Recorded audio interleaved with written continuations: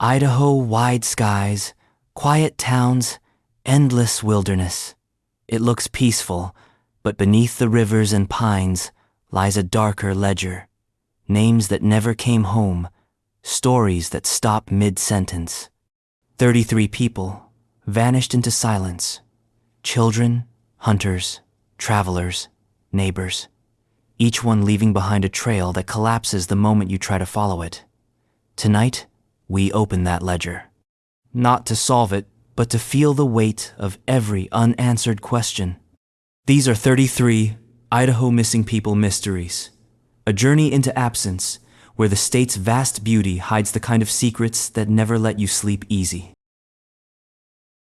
Before we dive in, take a second to hit subscribe. It helps keep these mysteries alive and lets us keep wandering into the shadows together. And while you're here, tell me, where in the world are you listening from right now? And what time is glowing on your clock as these stories find you? Dior J. Coons Jr.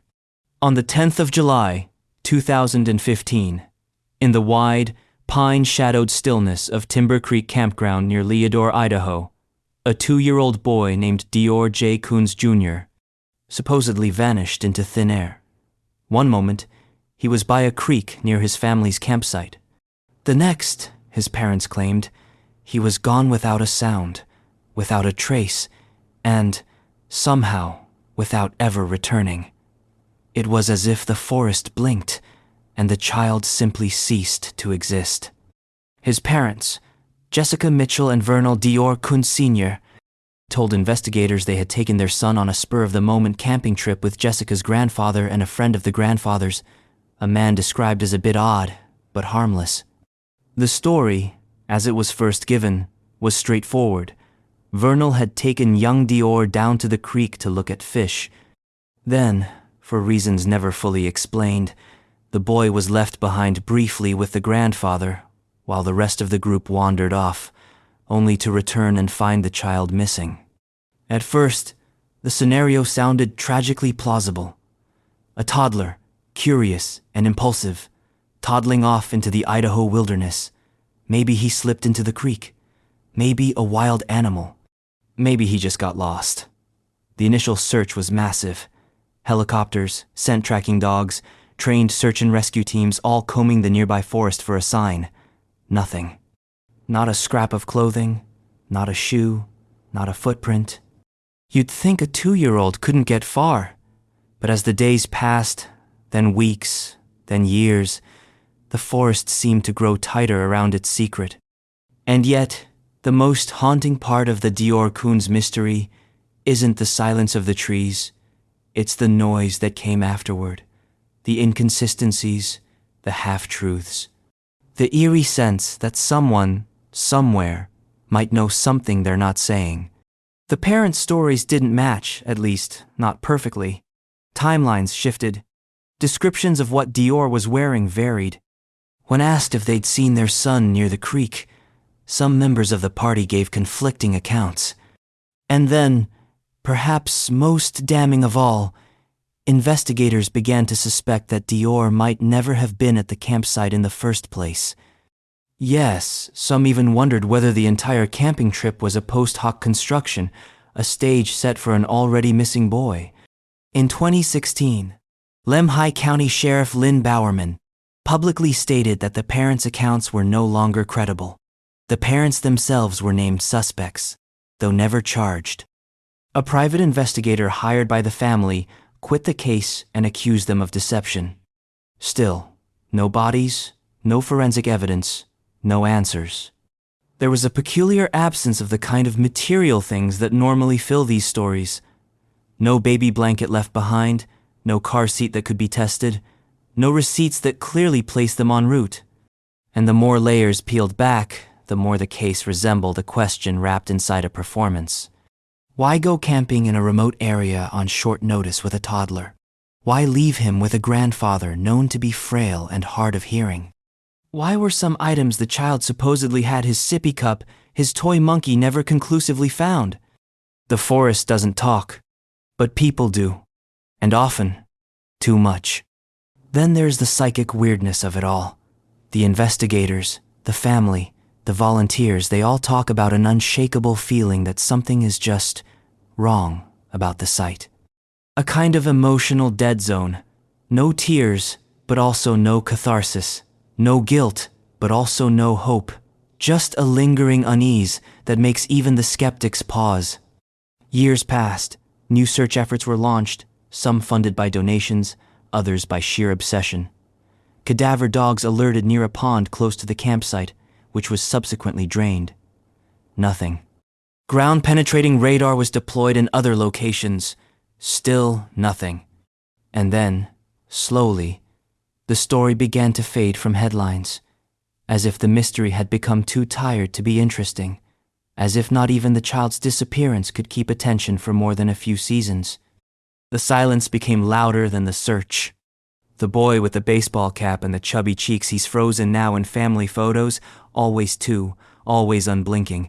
His name still lingers in online forums, true crime threads, campfire retellings. But in the real world, the ground remains undisturbed. The trees still stand.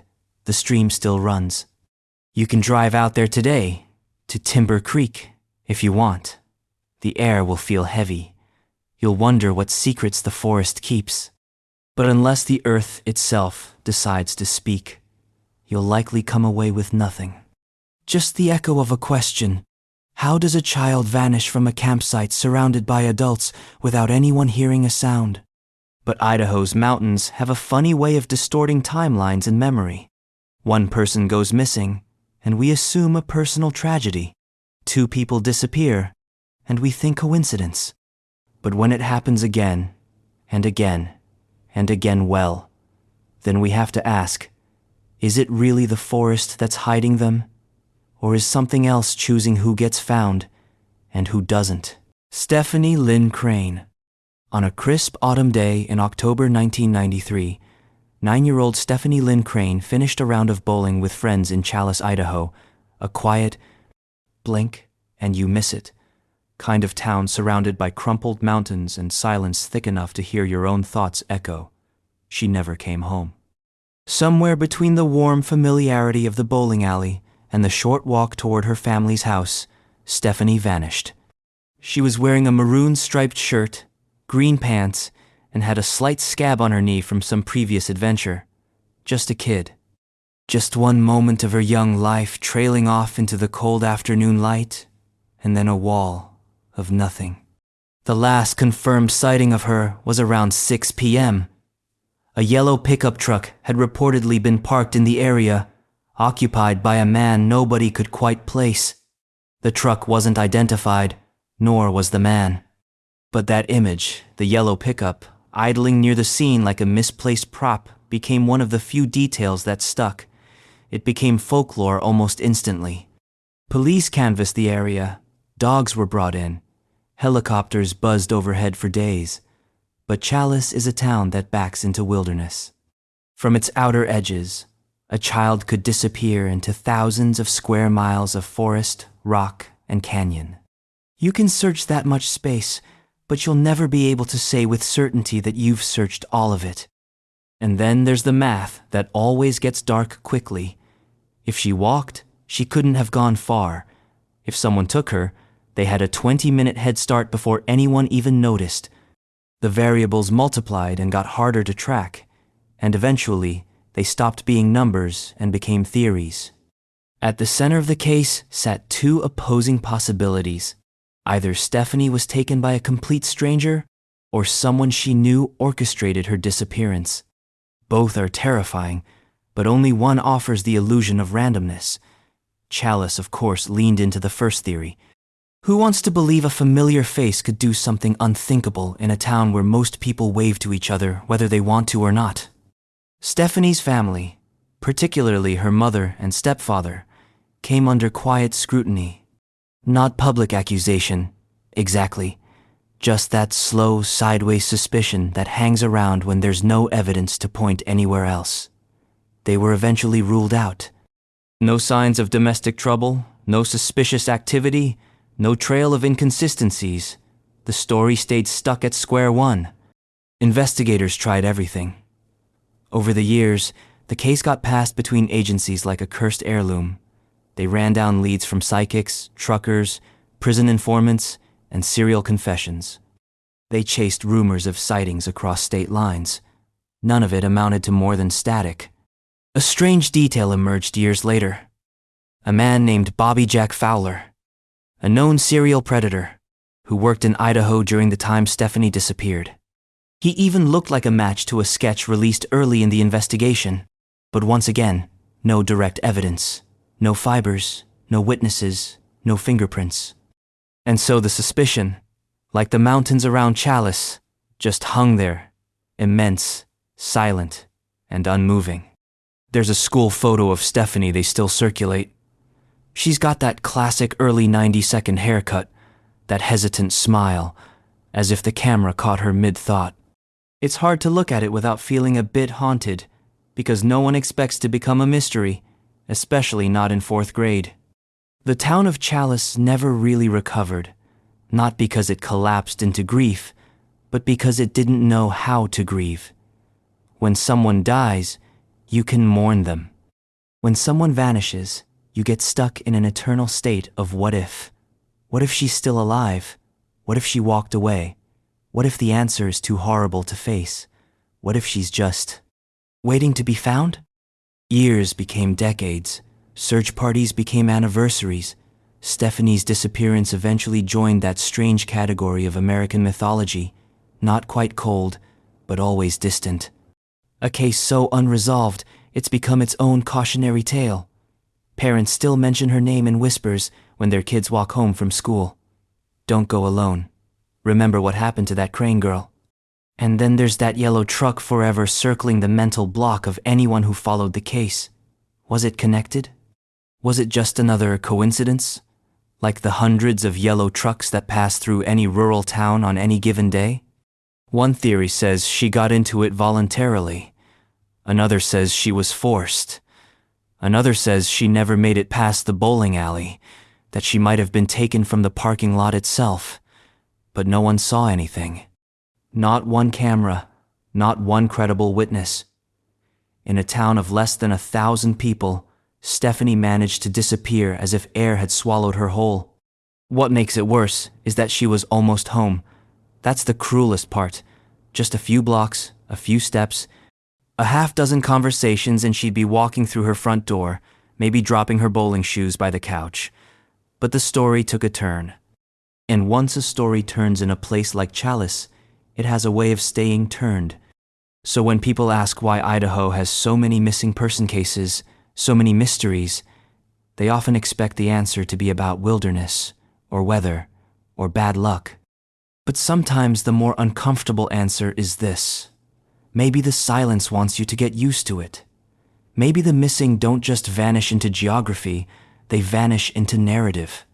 And if Stephanie Lynn Crane could vanish just steps from home, in daylight, in a town where everyone knows everyone, what does that say about the safety we think we've earned just by being close to home? Strange, isn't it, how someone can vanish just steps from home and leave nothing but questions? If you're as drawn to these mysteries as I am, make sure you hit subscribe so you don't miss the next story in this long, unsettling chain. And while you're here, drop a comment. Where are you listening from? And what time of night or morning has these mysteries keeping you company? Amber Shawnell Hoops. On the night of the 14th of September, 2001, while much of America was still reeling from the images of falling towers and crumbling certainty, a quieter tragedy unfolded in Idaho Falls. One that didn't make national headlines. One that didn't become a symbol of anything except its own confusion. 20-year-old Amber Shawnell Hoops was spending the night at her grandparents' home, a modest property tucked behind their auto body shop on a quiet stretch of land. She had recently moved in to help them out around the house. That night, she spoke to a friend on the phone around 1 a.m., sitting comfortably in the back room that served as her temporary bedroom. She told the friend she'd probably head to bed soon. Then she hung up. She was never seen again. The house showed no signs of forced entry, no broken glass, no noise reported, no chaos. Her purse was still in the room. Her car was parked outside. Her grandparents, sleeping in the other end of the house, didn't hear a sound. It was as though she simply dissolved from the space between one breath and the next. At first glance, the scene seemed sterile, too clean almost, and that was the problem. Missing people usually leave trails, open windows, disturbed furniture, abandoned belongings. But Amber left none of these. And if someone had taken her, they'd done it with such surgical precision that it defied logic. A young woman, alone in a room, inside a home, on a rural property in Idaho, falls gone, and without a whisper of resistance. As usual, police started by narrowing the timeline. The call ended at 1 a.m. Her grandparents discovered she was missing sometime after 7 a.m. That gave a 6-hour window. But who even knew she was there? Who would have been bold or calm enough to act in the dead of night within whispering distance of 2 sleeping adults? The auto body shop behind the house was searched. The surrounding fields were combed, but there were no footprints, no drag marks, no broken doors or tire tracks out of place. One could argue that whoever took Amber, if she was taken, either knew the layout extremely well or stumbled into the luckiest kidnapping in local criminal history. Then came the theories. Because when there's no evidence, the mind compensates by creating narratives. The first theory, someone close to her did it. Always the first assumption. And, as always, it went nowhere. Her family had alibis. No motive, no history of conflict. Nothing to suggest trouble. Her life, though not without its struggles, was largely unremarkable. She wasn't involved in drugs. She had no known enemies. She wasn't the type to run away, friends said, and even if she had, she wouldn't have left without her car, her money, her ID, her clothes. The second theory, someone local had been watching her, an opportunist, maybe someone who had visited the shop before, who knew she stayed there, who knew how to slip in without drawing attention. This idea, while unsettling, seemed to fit the shape of the mystery better than the others. But if it was a planned abduction, it was executed without a single fingerprint, hair, or trace left behind. Years later, a man was charged with murder in a separate case. Bobby Jack Fowler, a transient construction worker suspected in multiple disappearances across the Pacific Northwest. Like many such names in true crime lore, his record read like a grim novella. And again, the parallels arose. He had been in Idaho. He had a history. He matched a certain type. But still no evidence, no confirmation, just another almost theory tucked into the case file. And then the case went cold. Not for lack of effort, but because effort needs something to grip onto, and Amber Hoops left behind nothing tangible. She became one of those missing people whose presence feels more like an absence, an outline around a person that never got colored in. You can still find her face on the missing persons databases. A soft, slightly round face, a gentle expression. There's nothing in the photo that screams tragedy. She looks like someone you might sit next to in a classroom, someone you wouldn't notice until they weren't there the next day. And maybe that's the part that's hardest to shake the ordinariness of it all. No dramatic chase, no sensational crime scene, just gone. Every few years, there's a renewed push in the case. Investigators revisit the property. Locals speculate in Facebook threads. Tips come in from people who are sure they saw something, once, maybe long ago, but none of it ever leads anywhere. It's like trying to catch smoke with your hands. And so, Amber joins the quiet fraternity of the vanished, a group that offers no closure and no pattern, just an open-ended question delivered in the language of blank spaces. The longer it remains unsolved, the more surreal it begins to feel. As if the longer a mystery stays hidden, the more people begin to wonder if it wants to stay hidden. Amber disappeared in the early morning hours of an ordinary Friday. Nothing about the night had warned anyone. Nothing about her life had suggested it. She simply left the room, or someone took her from it. Or something else happened entirely. The theories start to bend when you stretch them too far. Eventually, they snap. But the story doesn't end here. because Idaho's vanishing act was far from over. 1 year later, and just a few hours' drive away, another person would disappear into a building filled with lights, laughter, and echoes, and somehow, not a soul saw them leave. Stephen R. Pearsall. There's something eerily poetic about vanishing inside a theater, a place built on illusion. Disappearance, after all, is the oldest trick in the book. Curtains rise, lights dim, and when they come up again, someone is missing.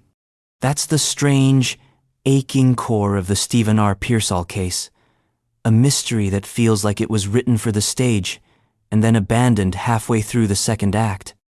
In September of 1982, Stephen Pearsall walked into the Civic Theater in Lewiston, Idaho, and according to every available record and witness, was never seen again.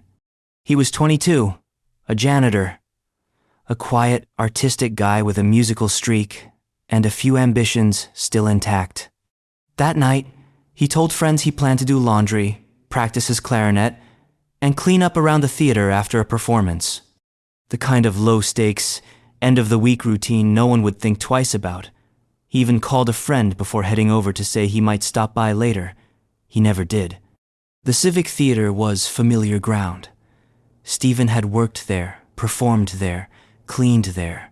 It was a second home.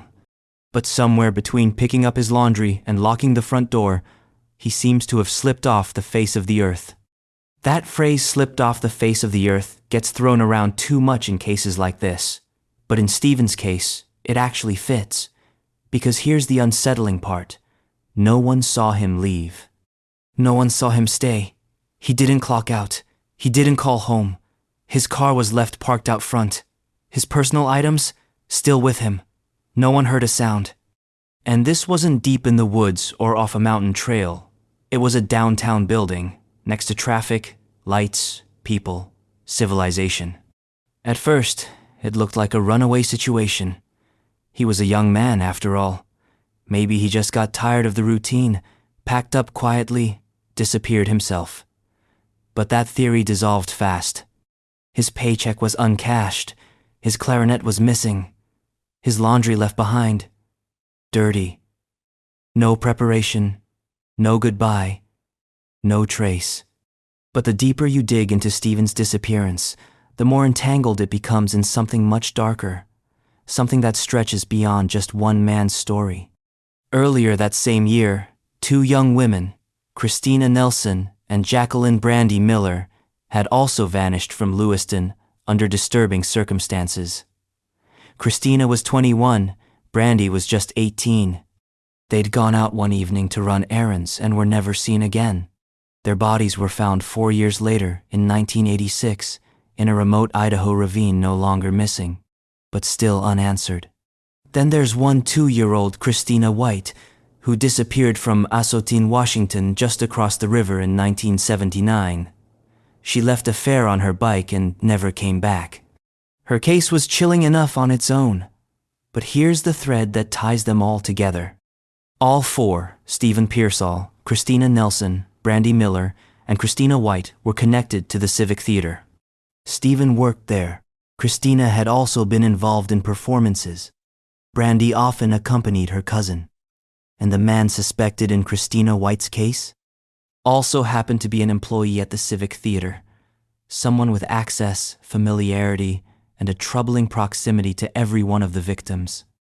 That man has never been formally charged. He's still alive. His name has never been officially released, though the web sleuth community knows it. Law enforcement has kept most of the details close, citing lack of evidence. Still, he remains the central gravitational pull in this strange constellation of vanishings. And here's where it gets twisted. Stephen Pearsall wasn't initially considered a victim. For a while, he was viewed as a possible suspect in the disappearances of Christina and Brandy. Why? Because the timeline overlapped. He was in the building the night they were last seen. Rumors circulated that they may have stopped by the theater. Some speculated an altercation, a cover-up, maybe guilt driving him to flee. But that theory frays at the edges. Stephen didn't have a history of violence. He wasn't close to them. and most importantly, he disappeared too. And if he were responsible, why would he vanish from the same theater, leaving everything behind? That's the part that sticks. It's almost as if he walked in on something he wasn't supposed to see, and was silenced by it. If this were fiction, that's exactly where the twist would go. The wrong guy at the wrong place at the worst possible moment. The Civic Theater has since undergone renovations, changes in management, shifts in reputation. But in some corners of Lewiston, the building still carries weight. You mention it in passing, and people look away. It's not cursed, exactly, but it feels like a place that remembers what it shouldn't. Stephen's name is still on the missing persons list. His face, youthful and a little idealistic, remains frozen in time, untouched by the decades that have passed. No body, no evidence. Just the echo of a janitor's footsteps that never reached the door. What happened in that theater on that quiet night in 1982? Was Stephen a victim of circumstance? Of a secret? Of someone else's guilt? Or was he just another name swallowed by Idaho's uncanny ability to erase people one at a time without ever being seen? Because if a young man can disappear inside a building, in a town full of people, within a community that once applauded his performances, then maybe the idea of public safety isn't safety at all. Maybe it's just a well-lit illusion. And maybe, just maybe, the next person won't need a theater to vanish. They'll only need a front door and a well-timed argument. Patricia Lee Otto. Lewiston, Idaho, 1976. The bicentennial was in full swing. Flags were flying, bell-bottoms were everywhere, and people were busy pretending the country was somehow unbroken. But in one small house, on a quiet residential street, something snapped. And then, just like that, Patricia Lee Otto was gone. 24 years old, a mother of two, recently separated, trying to make her way through the confusing gray territory between a broken marriage and whatever might come next. Patricia was last seen on the 24th of August, leaving her home after an argument with her estranged husband. She told her mother she'd be back later. She wasn't. At first, no one panicked. People leave for a while, sometimes to cool off, sometimes to think. But the next day passed. Then the next. Patricia didn't call. She didn't show up for work. Her purse, her identification, her belongings all left behind. Her two daughters, aged 6 and 4, waited for a mother who never walked through the door again.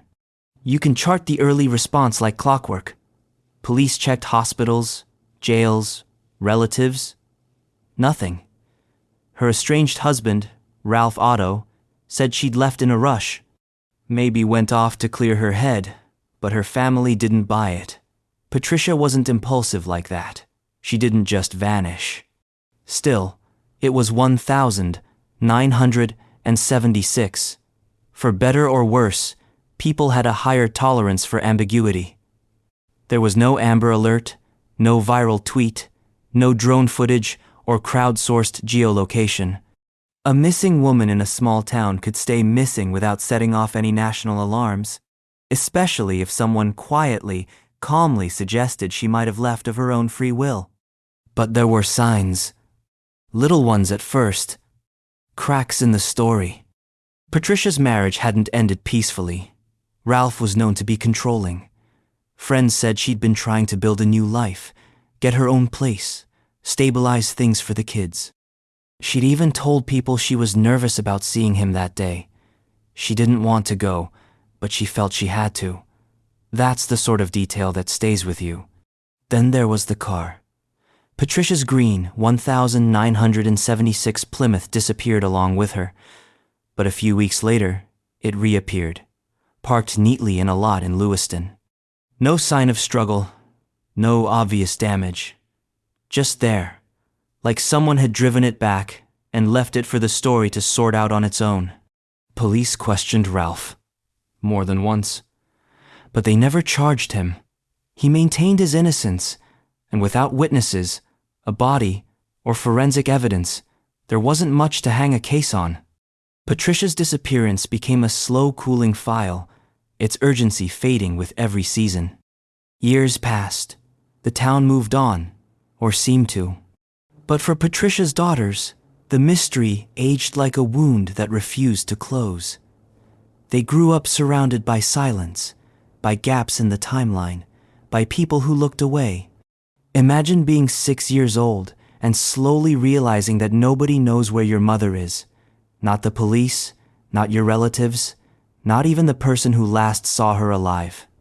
Imagine knowing that every birthday, every holiday, was happening in the shadow of a question no one wanted to answer. In the 2002nd, the case was re-examined. Cold case detectives started digging, literally and figuratively. Tips came in. One said to check the crawlspace beneath the house. Another pointed to a stretch of remote land Ralph had access to back then. Ground was searched, soil disturbed, cadaver dogs brought in, nothing. But something had changed.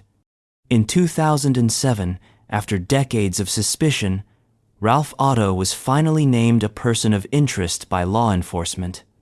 Not a suspect, just a legal term that says, "We see you." He died not long after, and with him went whatever truth he may have been holding. If he knew where Patricia went that night, he took the secret with him. And still, no body, no confession, no resolution.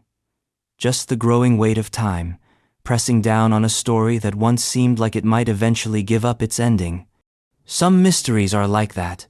They don't shout, they don't twist, they just sit there, stubborn and incomplete, like a sentence that ends with a comma instead of a period. Patricia Otto's disappearance doesn't make the top 10 lists. There's no Netflix docuseries, no grainy security footage to pore over, but it lingers. Maybe because it's too quiet. Maybe because it happened in daylight. Or maybe because everyone involved kept insisting it wasn't that strange until you really looked at the details. She was last seen walking away from a house she no longer wanted to call home. That's the last confirmed fact.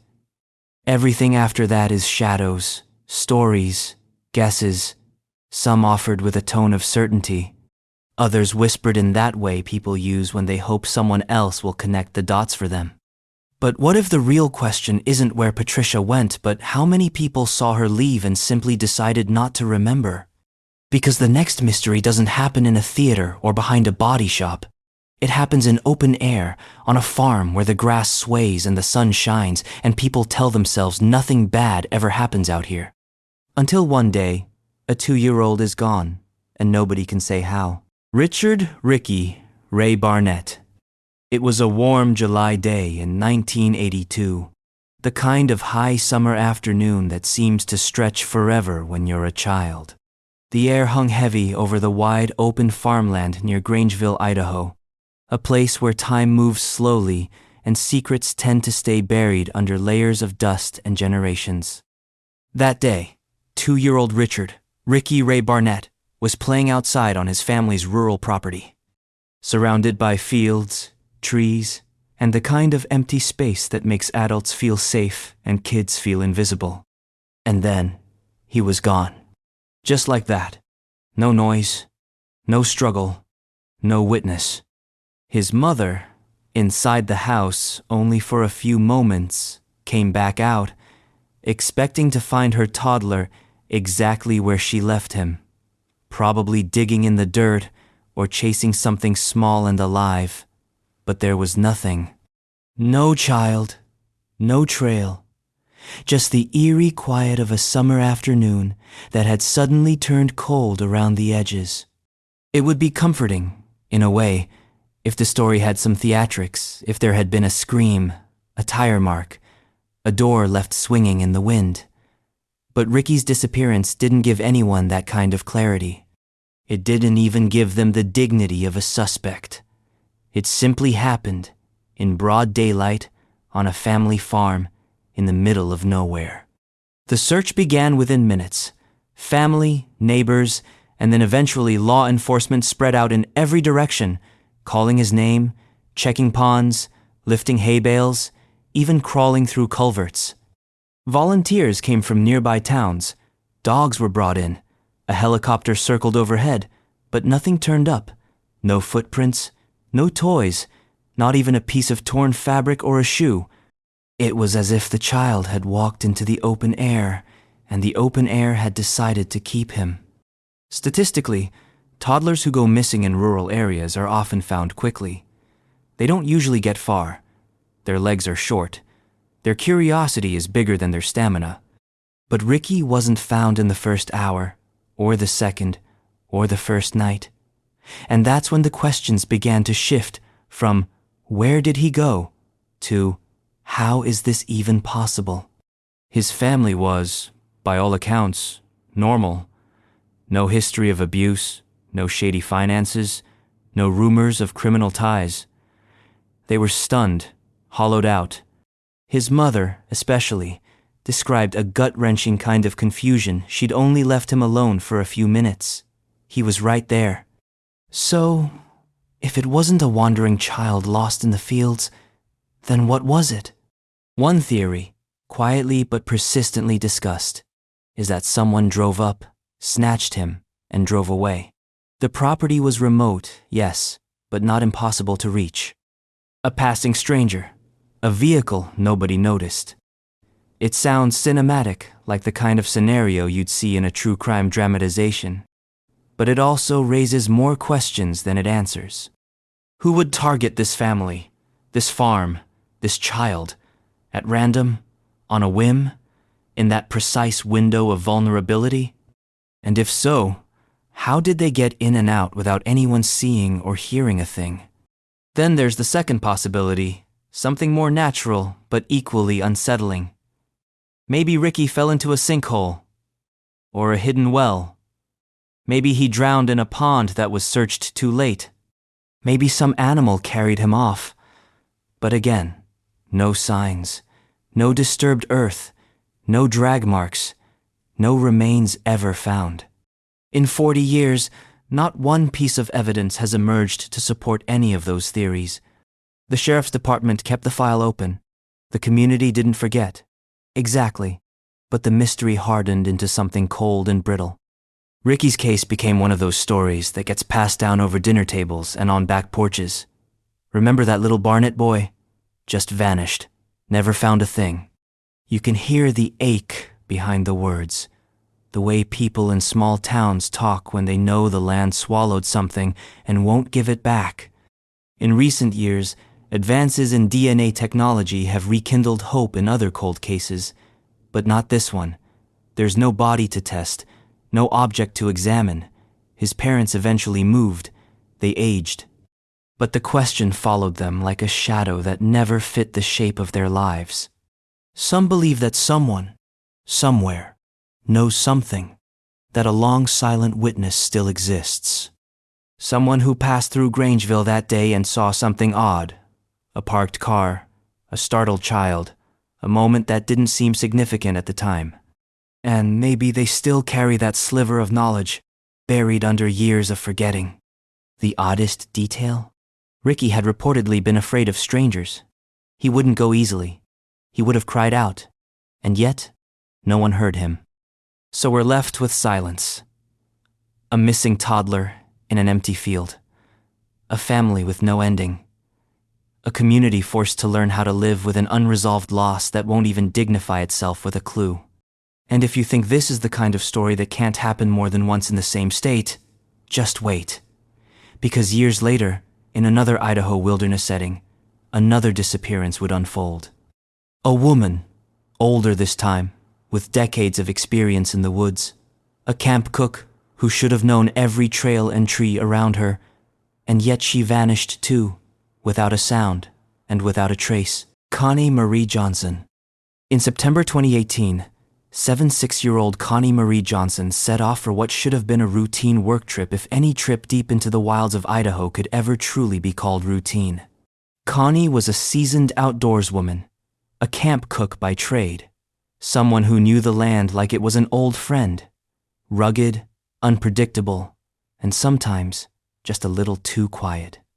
She had taken a job as a cook for a hunting outfit at the Big Rock Base Camp in Idaho County. Located in the Bitterroot Mountains where cell service is a rumor and roads turn into rumors of roads, this wasn't a weekend camping site. It was remote, high-elevation terrain, thick with pine, steep with history, and quiet in the way only wild land can be. Connie arrived with Ace, her beloved border collie, and settled into the rhythms of camp life. She was last seen on the 30th of September, 2018, when the hunters and guides left base camp to scout the surrounding terrain.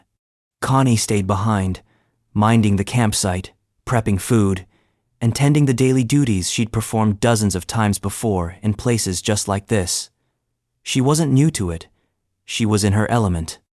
But when the group returned 5 days later, she was gone.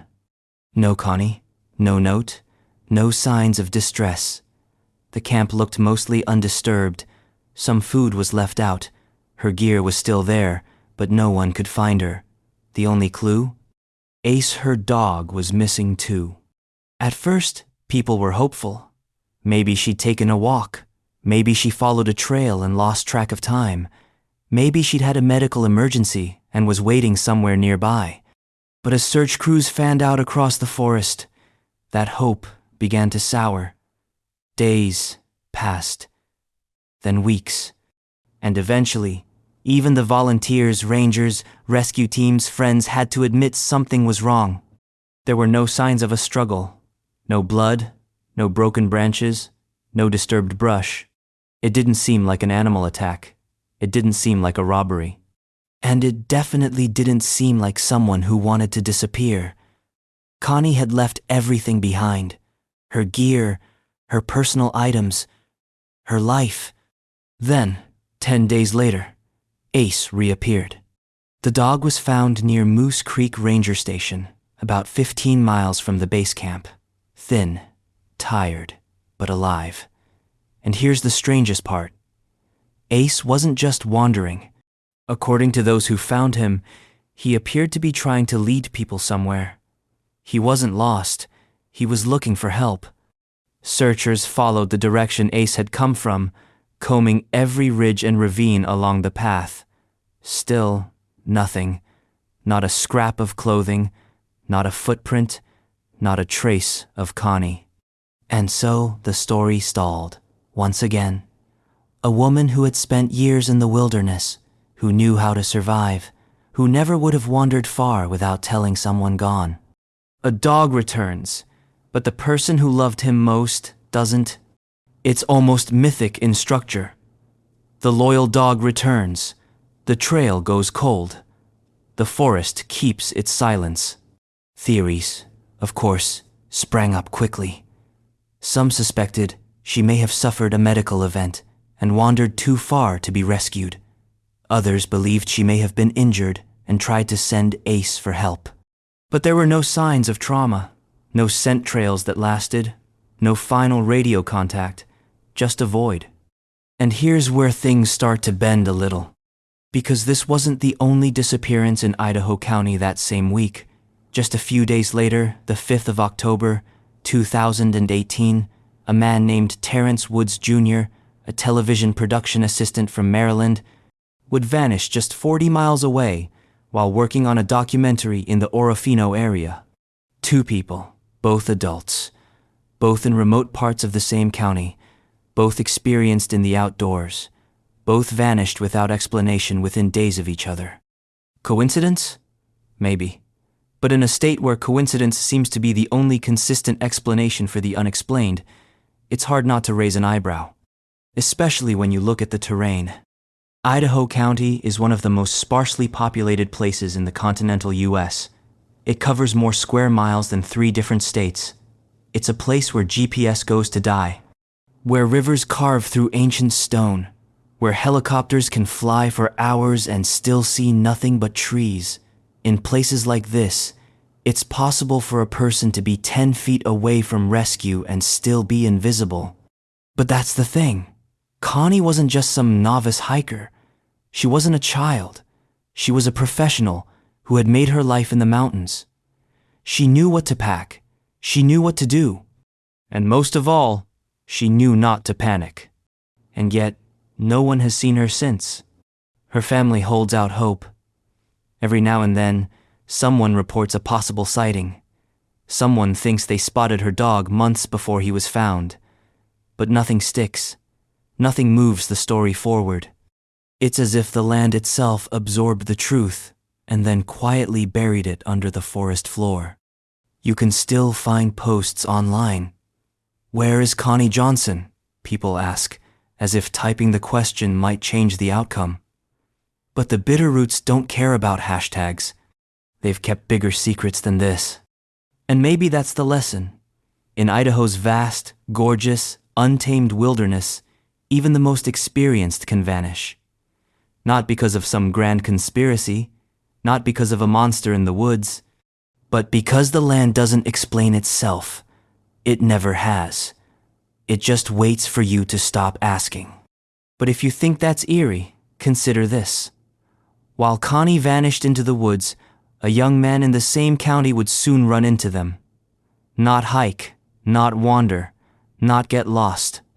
Run, full speed, no clear reason. And he too was never seen again. 7 disappearances in, and Idaho's silence is already starting to feel like its own character, bigger than the mountains, heavier than the rivers. If you're still with me, make sure to subscribe so you never miss the next story we unearth. And tell me in the comments, where in the world are you listening from, and what time is staring back at you as these mysteries unfold? Terrence Schemmel Woods, Jr. By the 5th of October 2018, the Idaho backcountry had already claimed one life in silence. Just 5 days earlier, Connie Johnson had vanished from her campsite without a trace. The search for her was still in full force when another disappearance, this time louder, more public, and somehow even stranger, rattled through the wilderness like an echo of something unspoken. This time, it was Terrence Schemmel Woods, Jr. Terrence was 26 years old, a production assistant from Maryland with a background in journalism and television. He'd worked gigs all over London, Nigeria, various U.S. cities, chasing stories behind the scenes, setting up shots, managing schedules. He wasn't exactly a rugged outdoorsman, but he was capable, curious, and by most accounts, composed, which is what made what happened to him so difficult to square with the image of who he was. He was working on a shoot for a Discovery Channel show, Gold Rush, Dave Turin's Lost Mine. The crew was filming in a remote mining ghost town near Oro Grande, deep in the Nez Perce Clearwater National Forest rough country, but nothing new for seasoned television crews used to odd locations. They were about to wrap for the day when, according to those present, Terrence suddenly began acting strangely. Witnesses say he was quiet that morning. Not himself. A little off. Around 5:30 p.m., they were near the top of a steep hill when Terrence, without warning, dropped his radio, turned, and sprinted downhill into the woods. Not walked, not wandered, ran, full speed, down terrain most people would never attempt without careful footing. A few of the crew members reportedly tried to follow, but the slope was too steep, the brush too thick. Within seconds, he was gone. And that was it. No phone, no GPS, no supplies, no logical reason. Gone. The police were called. Search and rescue teams arrived quickly. This wasn't an idle case. He had vanished in the middle of a shoot with witnesses, gear, and multiple people who knew the exact moment he disappeared. Drones were launched. Helicopters combed the area.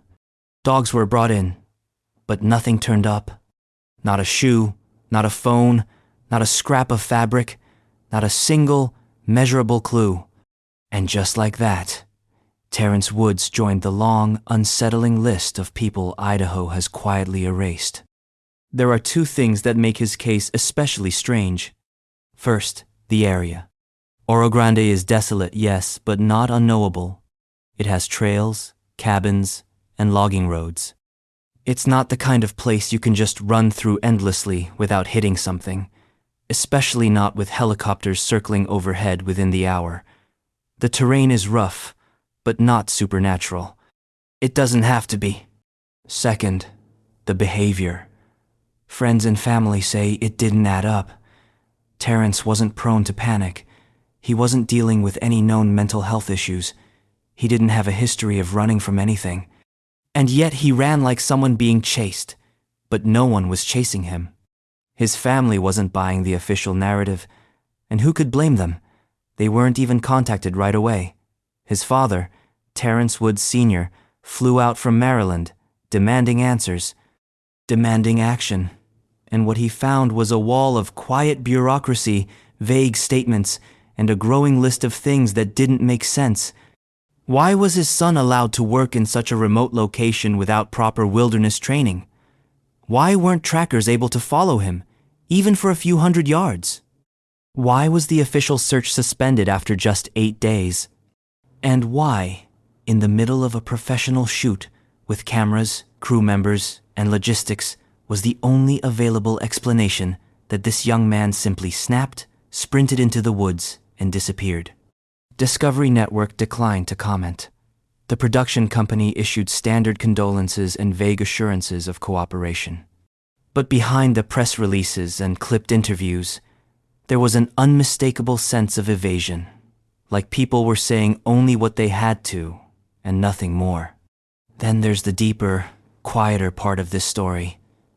The part no one wants to say out loud, but everyone's thinking.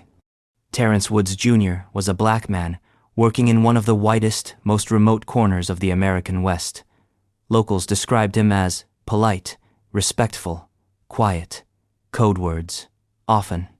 His father would later express concern that something racially motivated might have occurred, whether subtle or otherwise, and that it was being buried under bureaucratic silence. But again, no evidence, just theories. Theories that breed in the absence of answers. And there's something else. Something that makes this mystery feel less like a fluke and more like a pattern. Just 5 days earlier, Connie Johnson had vanished not far from the same stretch of forest. Her dog returned. She didn't. Now, Terrence had vanished too. 2 disappearances, same county, same week, same forest. You could call it coincidence. Or you could wonder, what is it about this patch of Idaho that seems to swallow people whole? Not just the vulnerable, not just the unprepared, but people with maps, radios, cameras, and company. People who leave everything behind in broad daylight and disappear with a kind of surgical precision that nature alone rarely manages. Whatever happened to Terrence Woods Jr., it wasn't normal. It wasn't routine. It doesn't fold neatly into any comforting explanation. And if the mountains know what happened, they're not telling. But Idaho's mysteries aren't just reserved for ghost towns and hunting camps. Sometimes they begin in a city with someone leaving home quietly, unannounced, and walking into a kind of ambiguity that won't let go. Just like the next case, a 17-year-old girl, a bus ticket, a promise to return. She never did. Kristen Ray Dunlap. In 1994, Kristen Ray Dunlap walked out of her home in Boise, Idaho, and entered a blank space in the story of her own life. She was 17, with a face that could have belonged to any girl you passed in a grocery store aisle. Quiet, a little shy, but kind. The kind of girl who said goodbye with a half smile and a backpack slung over one shoulder, never knowing, or maybe knowing too well, that it might be the last time. According to her family, Kristen left voluntarily that day. She'd had a falling out, or maybe just a string of frustrations too small to matter individually, but too heavy to carry all at once. She was reported to have been heading toward California, or maybe just away. That blurry kind of destination that teenagers often dream up when the world feels like it's pressing in from every side. At the time, no one thought of it as a mystery. She was 17, legally old enough to make her own choices. Police labeled her a runaway, filed the paperwork, and waited for her to come home. Maybe with a few new stories, maybe with a changed hairstyle, but definitely with the same face and the same voice that could reassure everyone nothing bad had happened. Except she didn't come home. Not that day, not that week, not ever. Over the years, small hints and whispered sightings began to surface. Nothing solid, nothing that could be confirmed. A girl who looked like Kristen in a town near San Francisco. Someone who matched her description working at a diner in Utah. A woman seen getting into a car with California plates at a gas station in Elko, Nevada. And each time, the hope would rise tentatively, carefully, like it was afraid to be noticed, only to collapse again under the weight of silence. Kristen's case was later reclassified, from runaway to endangered missing. A bureaucratic change, but an important one. It meant something had shifted. The police no longer assumed she had simply left of her own volition and stayed gone.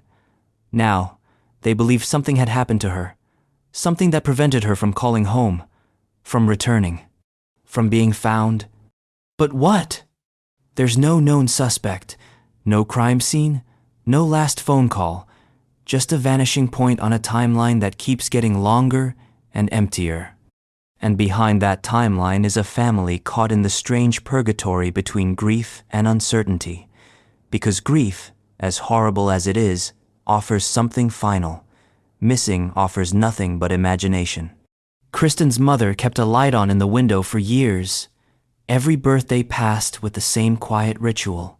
A slice of cake, a photo, an unanswered question. Where did you go? There are theories, of course. Some believe she did make it to California and simply started over. Maybe she found a new life. Maybe she never wanted to be found. And while that version of the story is hard to accept, it's at least a story with a beginning and an end. But that theory has holes. She never accessed her bank account again, never called friends, never contacted any family members, not even anonymously. And if she had wanted to vanish, why leave with so little? No large withdrawals, no suitcase, no goodbye. Another theory suggests she may have fallen victim to someone along the way, a stranger, a ride gone wrong. Hitchhiking in the 92nd was still a dangerous gamble, especially for a young woman on her own. It's a story that repeats itself in towns and cities across the country. Girl leaves home, looking for freedom, and meets someone who offers help until they don't. But again, no evidence. Not a single confirmed detail to hang that theory on. Just the familiar architecture of fear that surrounds cases like these. And then there's the unsettling third option. She never left Boise. That perhaps whatever happened to Kristen happened before the search ever began. A misdirection, a cover story. Maybe the trip to California never started. Maybe she never made it past the edge of town. If so, the truth wouldn't be out there in another state. It would be in her own neighborhood. Just buried too deep, behind too many years of bad assumptions. We like to think of missing persons as cases waiting to be solved, as if every one of them is just a twist or a clue away from resolution. But most aren't. Most sit exactly where they started, at the point of disappearance. No movement, no plot. Just a still image. A high school yearbook photo. A half smile on a face that remains 17 forever. Kristen Ray Dunlap left behind no headline, no viral campaign. Just a mother's memory, a file in a cabinet, and a silence that continues to stretch with time. And if the story ended there, it would be enough to break your heart. But Idaho has a way of doubling down on the unexplained. Because 3 decades later, in the very same city, another man would vanish this time, not walking into the unknown, but driving into the desert with a secret he never shared and a car that would burn for answers. Jeremy Carl Burt. On the night of the 11th of February, 2007, Jeremy Carl Burt got into his car in Boise, Idaho, told his roommate he was going out to meet someone, and vanished, just like that. A 33-year-old father, Navy veteran, and paralegal in training disappeared into the winter dark, with no warning, no trail, and no explanation that makes sense 17 years later. At first glance, Jeremy wasn't the kind of person you'd expect to just leave everything behind. He had a young daughter he adored, a close relationship with his ex-wife Kim George, whom he'd moved back in with after a romantic reconciliation and a renewed sense of direction. Life, though imperfect, seemed stable. Or at least, it looked that way from the outside. But then came the messages. Just days after Jeremy vanished, Kim began receiving a series of text messages from his phone. They weren't frantic or elaborate, just short, cryptic notes. He was leaving town. He needed to clear his head. He didn't know when or if he'd be back. At first, it sounded like a man on the run, but not because of her. The messages implied something bigger, something that Jeremy never fully explained to anyone, but which may have been lurking under the surface for months. A year earlier, Jeremy had become involved with a local criminal defense attorney, one with a track record and a bit of a reputation. That relationship ended badly, and not just in the usual way. Jeremy had allegedly helped Kim secretly record conversations between that attorney and her clients. Those recordings were later turned over to authorities as part of an ethics investigation. Jeremy had essentially become a whistleblower. He'd crossed a line in the legal community, and depending on who you ask, that line was bright red and very dangerous. After he vanished, some believed he had gone into hiding, that he feared retaliation. Others thought the text messages were a smokescreen, maybe even sent by someone else entirely, using his phone to buy time. Then his car turned up.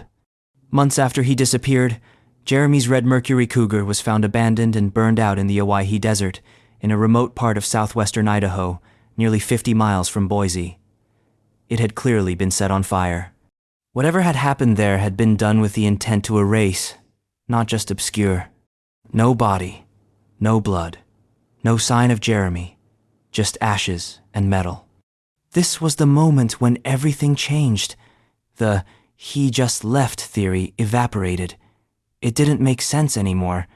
People don't torch their own vehicles in the middle of nowhere just to vanish more completely. That kind of move, remote location, fire, no evidence suggests one thing. Someone wanted Jeremy gone and forgotten. But forgotten by whom? His daughter was 10 at the time. Kim, his ex-wife, was left with a brutal kind of not knowing. She'd already been through the strain of a divorce, then a rekindled romance, and now this. And worse, she couldn't escape the feeling that those messages weren't really from him. They didn't sound like Jeremy, she later said in interviews. Not how he talks, not his phrases. Then there were the details left behind. His glasses, his credit cards, his gym bag, all untouched. No activity on his bank accounts. No real planning. If this was a self-made escape. Nothing consistent, just a man who told no one what he feared and then vanished like someone who'd seen the ending of his story coming before anyone else did. Investigators looked hard at the legal connection. The attorney he had exposed denied any involvement. No charges were ever filed. No one was publicly named a suspect. The case slowly cooled. But there's something different about Jeremy's disappearance compared to many others on Idaho's long, grim list. This one doesn't feel accidental. It doesn't feel like nature had a role. It doesn't feel like a wrong turn, or a mountain trail, or a moment of impulse. This feels like planning. This feels like silence enforced. And yet the longer the silence stretches, the more it starts to resemble something else entirely. Indifference. Like the system closed its notebook and quietly moved on, hoping the scorched car would be enough to explain away the rest. But Jeremy Carl Burt didn't just vanish. He was erased, methodically, precisely, like someone had been practicing. And if you think that kind of precision only happens once, you'd be wrong. Because 3 years earlier, in the same city, another man had walked out into the Boise night and disappeared with a trail so thin it barely even qualified as a mystery, except for the fact that he never came back. And nothing about him suggested he ever wanted to leave in the first place. Aaron Benjamin Barnard. In 2004, Aaron Benjamin Barnard stepped out into the Boise evening and walked into the fog of a mystery that no one has managed to lift since. He was 28 years old, bright, soft-spoken, thoughtful, known for being creative, curious, and at times deeply introspective. In other words, the kind of person who might overthink a late-night conversation, but not someone who would simply vanish without giving anyone a reason. He was last seen on the evening of the 14th of October. What was he doing that night? That's the question that sits like a bruise in the middle of the case. According to the few available details, Aaron had spoken to a friend earlier in the day. There was no distress in his voice, no signs of instability, just a normal exchange. Then, sometime that evening, he left his home without taking his wallet, without grabbing clothes, and most notably, without his car keys. He never returned. When someone disappears, there are usually early indicators of where the investigation might go. A fight, a trail, a debt, a stranger caught on camera. But in Aaron's case, there was none of that. He simply walked out the front door and into what would become a near-complete silence. His family reported him missing within days. That part is important. Many cases get delayed by assumptions. Maybe they needed space, or he's probably just out with friends. But Aaron wasn't that kind of missing. He didn't have a pattern of leaving. He wasn't wrapped up in anything that might have drawn danger. And most telling of all, he left behind everything he would have needed to survive, much less vanish. No credit card use, no ATM withdrawals, no emails, no text messages, not even a breadcrumb, just absence, perfectly preserved. The official investigation launched, but quietly. The Boise Police Department canvassed neighborhoods, spoke to friends, checked local hospitals. Nothing turned up. There were no known enemies, no signs of mental health crisis, no notes, no goodbye. Just a line on the calendar that stops at the 14th of October. Some believed, early on, that Aaron might have left by choice. After all, people do.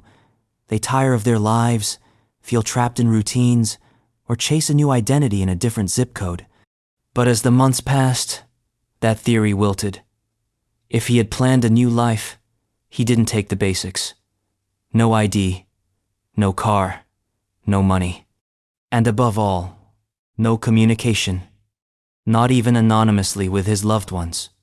And if he hadn't left by choice, then what happened? Friends described Aaron as sensitive and intelligent, sometimes reserved but never detached. He wasn't reckless. He didn't have enemies. There was no sign of struggle at his home, nothing missing. No signs of forced entry. Nothing to suggest he left in a hurry, or was taken. But that's what made the case feel eerie.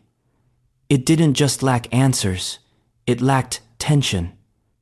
It was flat, quiet, and unresolved in the kind of way that makes you wonder whether the absence is part of the design. Some theorized that he may have wandered into a wooded area near town and had an accident. Boise isn't exactly a wilderness, but it's close enough to rural terrain that someone could, in theory, disappear without going far. But search efforts never found a thing. Not a shoe, not a bag, not a single, tangible piece of proof that Aaron had ever passed that way. There's also the lingering theory, the one no one says first, but everyone eventually arrives at, that someone else was involved. That whatever happened that night didn't happen by choice, and that someone has managed, for nearly 2 decades, to remain completely undetected. But that theory, like all the others, is made of smoke. There's no evidence, no person of interest, not even a compelling lead. Aaron simply disappeared in the middle of a life that didn't seem to be falling apart. His family still waits. They still post updates, still answer calls from journalists, investigators, and amateur sleuths who believe, maybe this time, they've found the missing piece. But it never fits. Not yet. And the questions don't get quieter. They get louder with time. Why that day? Why that way? Why nothing? It's the kind of case that doesn't just leave a blank space, it creates one.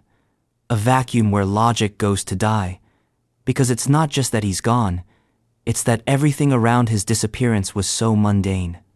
So ordinary, so normal. And then, all at once, it wasn't. And if someone like Aaron Barnard can disappear from Boise without scandal, without conflict, without even a raised voice, then it asks a bigger question. How much do we really know about what keeps us here? Because the next missing person didn't even run. He walked away from a familiar place, left behind no chaos, no fight, not even an excuse. And like Aaron, he was last seen in Boise. And like Aaron, he never came back. Peter Denise O'Brien. In March of 2009, Peter Denise O'Brien walked away from his life in Boise, Idaho, and into a kind of disappearance that feels more like a pause button pressed on reality than a conventional missing persons case. At 37 years old, Peter wasn't a recluse. He wasn't a wanderer. He wasn't even the type of guy people worried about when he went off the radar for a day or two. But that's the trap of hindsight. Everything looks stable until you realize how easily it can vanish. The known details are minimal, like a sketch someone gave up on halfway through. On the evening of the 4th of March, Peter left the home he shared with family, presumably for a walk. It was nothing unusual. He didn't take a car. He didn't take a bag. Just stepped outside and never returned. No one saw him leave the neighborhood. No neighbors recalled anything strange. It was early spring, still cold enough to notice someone walking around without purpose, but no one did. At first, it didn't seem like a crisis. People leave. People go clear their heads. People take a night to cool off. But as the hours passed and Peter didn't return, worry set in. He didn't have a history of mental health issues. He hadn't made any alarming comments. There were no threats, no arguments, no note left behind. Just a man going for a walk and not coming back. The search began quickly. Police were notified. Flyers went up. Canvasses were done through Peter's neighborhood and the nearby foothills, where local hikers often go to disappear for an afternoon, but usually not forever. Dogs were brought in. Trails were checked. But the story didn't go anywhere because there wasn't a single piece of evidence to point anyone in the right direction. His bank account remained untouched. His cell phone was left behind. No activity, no calls, no purchases, no witnesses, no signal. Just that all too familiar vacuum of information that defines Idaho's growing catalog of unexplained vanishings. And here's the part that makes you stop and think. There was absolutely no reason to believe Peter had planned this. He didn't seem troubled. He had no pressing legal issues, no health crisis that anyone knew of, no romantic entanglements that might send someone spiraling. In fact, by most accounts, things were going relatively well. He was close with family. He had future plans. And still gone. At this point in a disappearance, the usual mental shortlist forms. Did he fall? Get lost? Was he taken? Did he want to disappear? Each possibility brings its own sub-theories, all equally speculative, all equally unsatisfying, and none of them match what little is known about Peter's movements that day. Because, simply put, no one knows his movements that day. Even now, years later, his missing persons profile contains more white space than information. No confirmed sightings, no traceable path, just a timestamp and a name. It reads more like an unfinished idea than a cold case. Family and friends never stopped looking. Not in the early years, when it felt like hope was still a living thing, and not in the later years, when anniversaries became harder to face because there was still nothing new to say. They still asked the same questions. Where did he go? Why didn't anyone see? How could someone disappear from a city on foot and leave no trace? Boise isn't New York. It isn't a place where you get swallowed in the crowd. It's a city where people notice. Where a man walking alone should stick out, especially if he isn't dressed for a hike or a long journey, and yet nobody remembers seeing him, not on foot, not on camera, not at a gas station, a bus stop, or even just sitting alone somewhere. That kind of invisibility is rare, but it happens more often than anyone likes to admit. Then there's the strange emotional shape of Peter's case. It lacks the sharp angles of trauma. There's no obvious violence, no clear turning point, no blood in the snow or ominous voicemail. The mystery is its own featureless surface. It leaves you not with fear or dread, but confusion. A sense that reality has a soft spot in it, an area where logic and order thin out, and people just fall through.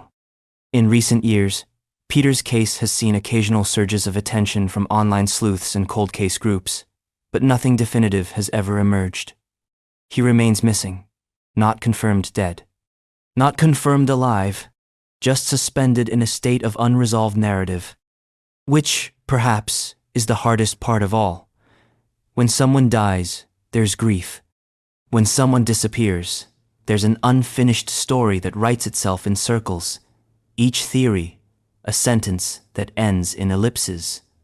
And Peter's disappearance doesn't end with a climax or a cliffhanger. It just stops, mid-sentence. A man leaves for a walk and vanishes so quietly that the world barely noticed he was gone. But Boise wasn't done losing people, because exactly 10 years later, another man would do the same thing, leave his home, no warning, no reason, and disappear into the city's echoing stillness. And once again, the trail would dry up before it even began. Jeffrey Allen Vick. On the 24th of July, 2019, Jeffrey Allen Vick left his Boise home and disappeared into a kind of stillness that Idaho seems to specialize in. He was 63 years old, and unlike many of the younger, high-risk individuals whose stories tend to fill missing persons reports, Jeff wasn't a transient figure. He had a home, a car, a life. He was dependable, the kind of guy who didn't just vanish until he did. According to reports, Jeff left on foot that day. He didn't take his vehicle, and no one saw him pack a bag or prepare for a trip. He simply walked away. What's immediately strange is that no one's exactly sure where he was headed, or even if he intended to go anywhere at all. There was no appointment scheduled, no travel plans made, no documented conflict. And then, nothing. It took a few days before anyone grew seriously concerned. That's how it often works with adults. There's an unspoken grace period. Maybe they needed time. Maybe they went to stay with a friend. Maybe they're not answering because they don't want to be found. But by the time that window closed, it was already too late. The police were called, the report was filed, and the search began. What followed was something familiar, a procedural kind of urgency. Authorities issued a bulletin. Local news picked up the story. Flyers were distributed in the neighborhoods surrounding Jeff's home. But there were no immediate leads. No one remembered seeing him walking. No surveillance cameras spotted him. His phone wasn't pinging anywhere. His bank account stayed untouched. It was as if the entire infrastructure of the modern world, the digital breadcrumbs we all leave behind, had temporarily forgotten he existed. The Boise Police Department launched a ground search in the surrounding areas, focusing on parks, wooded trails, and nearby rivers. His physical description was broadcast widely: 6 feet tall, around 160 pounds, graying hair, brown eyes, no major health issues, no known vulnerabilities, and yet he was nowhere. And this is where the case begins to bend under its own silence. There was no history of mental illness, at least not one that was made public. No evidence of financial stress, no looming legal trouble, no breakup, no cryptic social media posts, no quiet unraveling of a life. That's the part that made it difficult for investigators, for his family, for everyone watching the case unfold.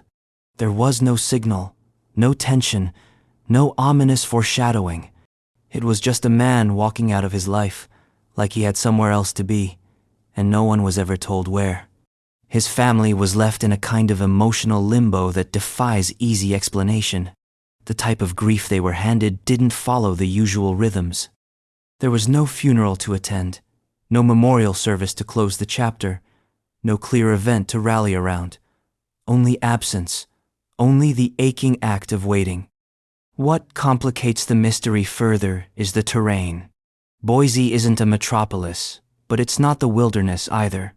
It's a mid-sized city. There are sidewalks, traffic lights, coffee shops, joggers, parks, and cameras. A man walking alone during the day should have been noticed, especially if he was visibly disoriented, injured, or in distress. But no one came forward. No reports came in. No one stopped and said, "Yeah, I saw him walking. He looked fine." And the deeper into the details you go, the more you're forced to confront something uncomfortable. Maybe there was no drama, no criminal act, no tragedy in the traditional sense. Maybe Jeff Vick simply walked away from everything, and maybe, just maybe, he meant to. But that's hard to swallow. Because if he meant to leave, why didn't he plan? Why leave without money, without transportation, without anything? Why not leave a note, or even a vague suggestion of where he was headed? And if he didn't mean to leave, if something happened to him along the way, then where are the clues? You can't help but wonder how many places a person can disappear into in the 21st century without anyone noticing. We like to think that everything is traceable now, that phones and GPS and security cameras have erased the possibility of total vanishing. But Jeff's story is proof that the map still has blank spots, places where people can fall between the cracks and never come out the other side. And Boise has more than one of these. Because Jeff wasn't the only adult man to walk away from a life in that city and leave behind no ripples. Just a year before him, someone else, similar age, different name, had done almost the exact same thing. Another life paused mid-sentence. Another trail that never started.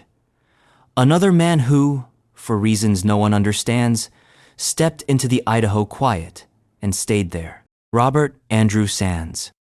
In the early spring of 2018, Robert Andrew Sands left his life in Boise, Idaho, and stepped directly into one of the most quiet and confounding disappearances the city has ever seen. He was 36 years old, a welder by trade, a son, a brother, and someone who, like so many others on this long list of Idaho's vanished, wasn't supposed to just disappear. But he did, and no one can explain why. The last confirmed sighting of Robert was on the 5th of April, 2018. He was seen at his residence in Boise, and according to those who knew him, nothing seemed immediately off. He wasn't in crisis. He hadn't expressed a desire to leave. He hadn't burned bridges, made enemies, or left behind cryptic warnings. He was just living, going to work, running errands, texting friends. And then, like a match blown out mid-flame, he was gone. At first, no one sounded the alarm. A few days went by. Maybe he was on a short trip. Maybe he needed a break. It happens. People unplug, disappear for a weekend, avoid their phones, miss a call or two. But then, those calls turned into dozens. Then into silence. Then into worry. When Robert's family finally reported him missing, the response was oddly subdued. There was no immediate sign of foul play, no damaged property, no clear location of interest. No last message to analyze for meaning. Police took the report and began the usual process: talk to friends, check the home, follow up on leads, scan camera footage where available. But very quickly, they found themselves running out of thread. His car wasn't missing. His bank accounts hadn't been touched. His phone, which would have been an obvious breadcrumb, was either turned off, left behind, or disappeared along with him. He hadn't checked into any hospitals. He hadn't used his social security number. He hadn't popped up in any neighboring states. It was as if the infrastructure that normally traces every modern life had simply failed to register his departure. And that's the moment when the mystery took on a new weight. Because when someone like Robert goes missing with no history of instability, no plan to leave, and no sign of being taken, it's not just a disappearance, it's a rupture. A hole punched in the middle of a routine life. And when you press on it, when you try to make sense of it, it resists explanation. The people who knew him describe him as reliable, quiet, hardworking. He kept to himself, but not in a suspicious way, just the way that people do when they've seen enough of the world to know small talk isn't going to fix it. There's no reported history of mental illness, no criminal record, no whispered rumors of trouble. And yet, this was not a man who simply walked into the forest and got lost. He wasn't hiking, he wasn't camping, he wasn't planning an escape to anywhere else. He was at home, living an ordinary life, and then not. One theory suggests that maybe he suffered a medical emergency, collapsed somewhere out of sight, in a place that wasn't well traveled. But Boise isn't an uncharted wilderness. It's a city. A community of people who notice things. You'd expect someone to see something, but no one did. Another theory, often floated but never proven, is that he simply chose to walk away, start fresh, leave behind the expectations, the job, the version of himself everyone knew. But again, if that were true, why not take anything with him? Why no signs of planning? Why no hints dropped, even months before? There's a difference between drifting away and being erased, and Robert Sands feels more like the latter. The Boise police eventually reached out to the public, asking for tips, any information that might point to where he went. But there were no sightings, no reports, not a single credible lead. It was as if the moment he walked out the door, the world forgot to notice.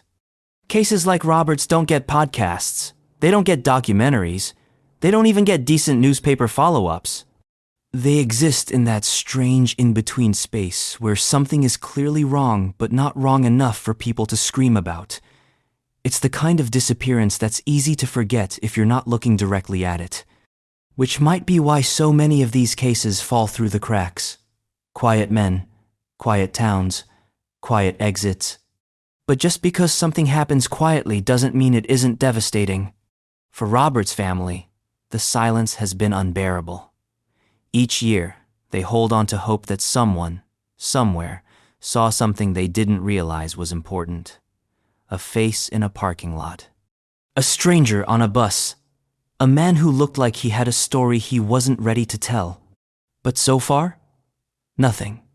And if you think that's where the string of missing men in Boise ends, you'd be wrong. Because just a few years later, another local would vanish the same way, no message, no struggle, no goodbye. A woman this time. Young, healthy, and like Robert, gone without a single solid clue. And she wasn't just missing, she was missed. Anne Marie Gillespie. In January of 2023, Anne Marie Gillespie vanished in Boise, Idaho, and for a moment, it felt like everyone around her blinked, and when their eyes opened again, she was gone. 35 years old, a mother, a sister, a friend, someone known for her bright, magnetic energy and strong will. She was creative and caring, with a sharp wit that didn't always show itself right away. People trusted her. She made others feel like they belonged. But somehow, in the middle of a city that knew her, that loved her, Anne disappeared, as if the city itself had chosen to forget.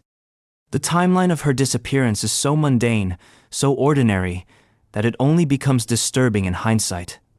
On the 7th of January, 2023, Anne was last seen in the North End neighborhood of Boise, an area dotted with coffee shops, parks, and tidy little houses that look like they've never kept a secret. She had left her home to meet someone, or perhaps just to take a walk. The details are fuzzy, and no confirmed destination was ever identified. She left on foot. She carried her phone. She wasn't in distress, at least not visibly, and that was the last anyone saw of her. When Anne didn't return that evening, those close to her knew something was wrong almost immediately. She wasn't someone who went off grid. She was active on social media. She messaged friends throughout the day. She checked in with her family. The lack of contact wasn't just unusual, it was impossible to explain. By the 9th of January, her family had filed a missing persons report. Flyers were posted across town. Her image, long dark hair, expressive eyes, a smile that tilted slightly with a knowing smirk, appeared in local news segments, online forums, and social media feeds. The Boise police issued a statement. They said they were concerned for her safety, that she might be endangered, that they were doing everything they could to locate her. But days passed, then weeks, and nothing came in. Not a single confirmed sighting, not a single phone ping. Her phone had gone dead shortly after she left, or possibly had been turned off. There were no ATM withdrawals. No security footage placing her in a store or on a bus. No known vehicles she might have entered. It was like a curtain had fallen behind her, and the show had simply stopped. Anne's friends refused to accept that she just walked away. They organized search parties, pushed for wider media coverage, pounded on digital doors, Reddit threads, Facebook groups, missing persons databases, but the response was muted, local, underwhelming. The city, despite its best intentions, didn't seem to know how to hold on to her. And the theories started. At first, they were soft-edged. Maybe she needed a break. Maybe she was with someone she trusted. But as time passed, darker possibilities began to bubble up. Had she been lured somewhere? Was she in crisis? Was she taken? Boise isn't a city known for abductions, but then again, none of these stories begin with known for. There was one report a neighbor who claimed to have seen Anne walking toward 15th Street that afternoon, looking distracted, possibly talking on the phone, but that lead never went anywhere. No one else corroborated it, and police never confirmed whether the sighting was accurate. It became just another thread in a fabric full of holes. Anne's disappearance struck a nerve, in part because she didn't fit the tired narrative of the troubled woman who walked away from responsibility. She was stable, loved, engaged in her community. She had plans for the future. She had dinner reservations for that weekend. She had half-finished projects on her laptop. People were expecting her, and then they weren't. Her family still waits, still posts, still searches. But they've also had to make room for something else. The possibility that they may never know. That the last person to see Anne Marie Gillespie might never come forward. That the last moment of her life, if there even was a final moment, may have been witnessed only by the sky. What's most chilling is how fast it all happened. From familiar neighborhood streets to complete erasure in a city that isn't even that big. In a place where people say hello to strangers, where everyone knows someone, where someone should have seen something. But they didn't, or they won't say. Or they saw, but didn't realize it mattered until later too late. Some mysteries fade over time. This one has only deepened. Because each day that passes makes it harder to believe Anne simply chose to disappear, and harder to imagine what kind of force could remove someone so completely and leave nothing behind but questions. And the next mystery only sharpens that discomfort. Because it didn't happen in the foothills. It didn't happen in the wild. It didn't happen to someone passing through. It happened decades earlier, in a nearby city, in a year no one talks about much anymore. 1977. A different world, maybe, but the same state. And the same vanishing act. Diane Marie Schulte. In 1977, Diane Marie Schulte vanished from Nampa, Idaho, and the echo of her disappearance still lingers like a name you can't quite place but feel you've heard before at a bus stop, maybe. Or in a grocery aisle.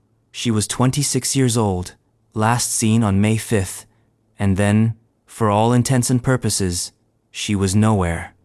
At the time, the story barely rippled past local police blotters. Diane wasn't a headline. There was no big scandal, no media circus, No high-profile search party with helicopters and grid maps. She was a young woman, living her life on the quiet side of Idaho's most understated city, and then she simply stopped being part of it. There's no single account of where she was last seen. That's part of the problem. Some records suggest she was headed to meet someone. Others say she was at or near her home when she disappeared. She wasn't married. No children. No criminal record. Just a woman in her 20s, trying to find her way through life like anyone else, and then the world stopped checking in. The first question that always comes up in a case this cold is, why didn't more people notice right away? But 1,977 wasn't 2023.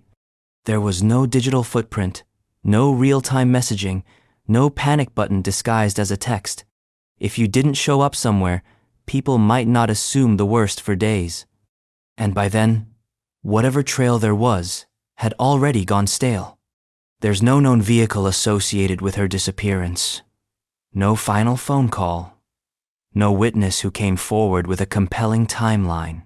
Her case, if you read through what's available today, feels less like a jigsaw puzzle and more like someone handed you a blank board and said, "Figure it out."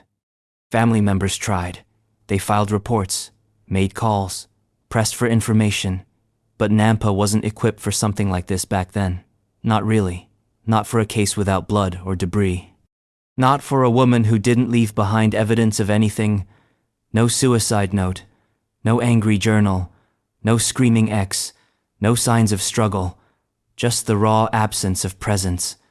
Eventually, the police listed her as a missing adult, and the file began to settle. Not close, not solved, just suspended. On paper, that's where she still is today. An unsolved mystery with no new leads, no known suspects, and no physical evidence to review. What makes Diane's case so difficult to let go of is how preventable her erasure feels. If just one person had remembered a detail what she wore, who she was with, where she went, maybe the rest of the story wouldn't have slipped into shadow. Instead, we're left with a name, a face frozen in time, a list, entry, and the uncomfortable realization that she probably didn't vanish far, that the truth about what happened to Diane Marie Schulte might not be lost in the wild or buried under a lie. It might just be sitting quietly in someone's memory, too ordinary to notice at the time, and too painful to revisit now. Which makes you wonder, how many disappearances are less about mystery and more about missed moments? And if Diane's vanishing reads like a whisper, the next one would come 6 years earlier in Pocatello and land with a kind of hush that somehow felt louder. Matt Thomas Amon. In July 1971, Matt Thomas Amon went missing from Pocatello, Idaho. He was 26 years old, not a household name, not the subject of documentaries, just a man with a job, a life, and a place in the world until that place stopped holding on to him. Little is publicly known about Matt's final day. The record is a fragment. He was last seen near his residence in Pocatello. That's the entire outline of the story. No car, no backpack, no confirmed conversation, just a timestamp, a name, and then a blank page. There's something unsettling about how little is available in his case. In most disappearances, there's at least a thread to tug on, a fight, a phone call, a strange encounter. But with Matt Amon, the mystery is practically skeletal. You don't have to search for missing pieces. There are no pieces. Just the absence of a man and the quiet of a city that never quite figured out where he went. Pocatello in the early 72nd was a place in transition. Not big enough to be bustling, not small enough to be simple. It was the kind of town where everyone knew someone who knew everyone. Which makes Matt's disappearance even harder to explain. How does a 6-year-old man disappear without anyone noticing? There's no report of foul play, no hints of travel plans, nothing that would suggest Matt had any reason or desire to vanish, and yet, that's what he did. Some local whispers over the years have speculated about hitchhiking gone wrong, or a mental health episode, or a wrong place, wrong time encounter. But none of these theories have evidence behind them. They're just placeholder ideas for a story that refuses to unfold. His family waited and waited. At first, there were flyers, phone calls, newspaper clippings yellowing under fridge magnets. And then, there was silence, the kind that doesn't stop echoing. It's been over 50 years. There's no body, no memorial, just a name in a file somewhere and a birthday that still passes every year with no one certain whether to mourn, hope, or do both. In a way, Matt Amon became an early warning sign of what would eventually become Idaho's strange reputation. This quiet thread of people, mostly ordinary, mostly unremarkable in the best possible ways, who leave one day and never come back, and for every one of them, the next name arrives too soon. Just like Matt, John Clare Barrett lived in Pocatello. And just like Matt, he would go missing without a sound. Only this time, it wasn't 1971. It was 2008. Different decade. Same silence. John Clare Barrett. It was December 2008 when 9-year-old John Clare Barrett vanished in Pocatello, Idaho. It was cold that week, bitter, the kind of chill that sinks into your clothes and waits there. And somewhere in the middle of that cold, John disappeared. He'd been living a life that was unglamorous, but steady. He was working, keeping to himself. Known in the community, but not famous in any way. There was no scandal, no drama, no obvious reason why his name would one day be attached to the word missing. John was last seen in the city near his home. No confirmed destination, no confirmed travel plans. Like many others on this list, he simply left and the trail ended immediately. Not with a whimper, not with a bang, just a full stop. Search efforts were launched, of course. Police did the usual. Canvassed neighborhoods, talked to friends, traced what they could. But they hit a wall so fast it almost felt pre-built. No sightings, no activity on his bank account, no calls, no known health issues, just a clean break between presence and absence. His family, desperate for answers, worked every angle, pressed the media, asked for help. But Pocatello isn't New York or LA. The resources aren't endless. The attention spans are shorter. The cases pile up, and then they fade. It's worth noting that John's case, like many others, has never been closed, but it might as well be sealed in ice, because without leads, a missing person doesn't stay on the front page. They become another name in the backlog, another mystery with no ending. So when you walk the streets of Pocatello today, you're walking past ghosts you didn't know existed. Men like John, like Matt, not forgotten, but not exactly remembered either. Not part of the story, but not fully erased. And if you're starting to notice a pattern, you're not alone. Because just 5 years after John vanished, another man older this time would walk into the same part of the Idaho wilderness, and the city would swallow him whole too. Only this time, there would be a location, a name for the place. Scout Mountain, Lonnie George Lemon. In the fall of 1993, Lonnie George Lemon set out towards Scout Mountain, a rugged slice of southeastern Idaho terrain just south of Pocatello. A favorite spot for hikers, hunters, and locals who wanted to breathe in the mountain air and disappear for a few hours, not forever.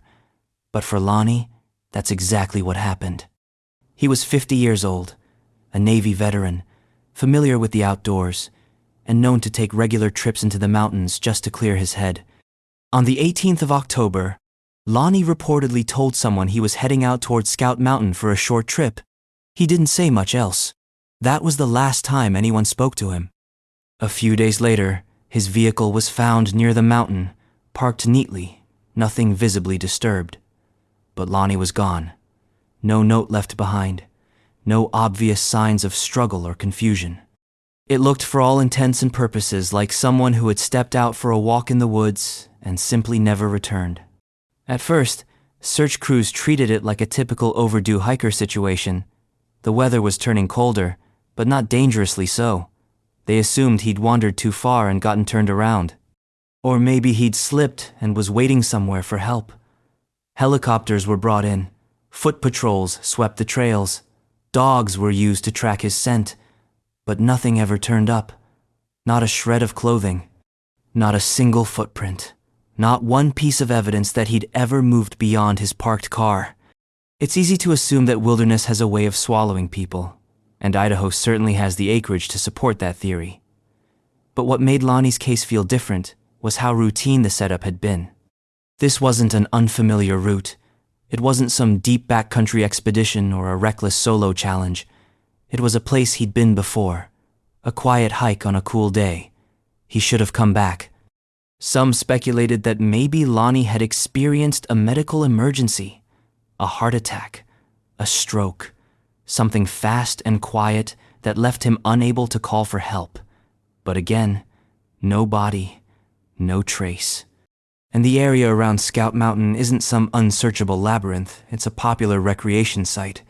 It's been combed over countless times since. Someone should have found something. Others proposed something darker. Perhaps someone else was out there that day. A random encounter, a crime of opportunity. But no evidence of foul play ever surfaced. No suspects, no tips, not even a whisper. And that, in its own way, made it worse. Lonnie was known as a quiet man, the kind of person who didn't cause waves. He didn't have enemies. He didn't leave behind a trail of personal drama. He just vanished, as if the mountain decided that one visitor wouldn't be coming back down. And maybe it did, because Lonnie's name is now etched into a long list of Idahoans who entered familiar places and never returned. The list keeps growing. And every time, the silence gets harder to ignore. But if Lonnie's story felt eerily unfinished, the next one would hit even harder. Because this time, the victim wasn't a hiker or a middle-aged man. She was a child, barely old enough to understand the world she was living in. And the man believed to have taken her was known, named, identified. And yet, her body was never found. Lynette Dawn Culver. In May of 1975, 2-year-old Lynette Dawn Culver walked out of Alameda Junior High School in Pocatello and was never seen again. Unlike many of Idaho's unsolved disappearances, Lynette's case does have a suspect. In fact, it has a confession, but it doesn't have a body, it doesn't have evidence, it doesn't have answers. Just a terrifying question. How can someone admit to a crime, and still, nearly 50 years later, the victim remains missing? Lynette had left school early that day. Unusual, but not unheard of. It was the end of the week, and students were sometimes allowed to leave if a parent called in. But no one really knows how she left. She didn't take the bus. She wasn't picked up by family. She just disappeared. Days passed. Her family was frantic. Posters went up. Police combed the city. Nothing. Then, in 1984, nearly a decade later, confessed serial offender Ted Bundy claimed that he had abducted and killed a young girl from Pocatello in 1975. He said she fit Lynette's description. He claimed he had approached her near a school, enticed her somehow, and taken her to a hotel room. The details he gave were vague, and the timeline didn't entirely line up. But investigators, already desperate for anything to go on, believed him. Still, Bundy's story changed.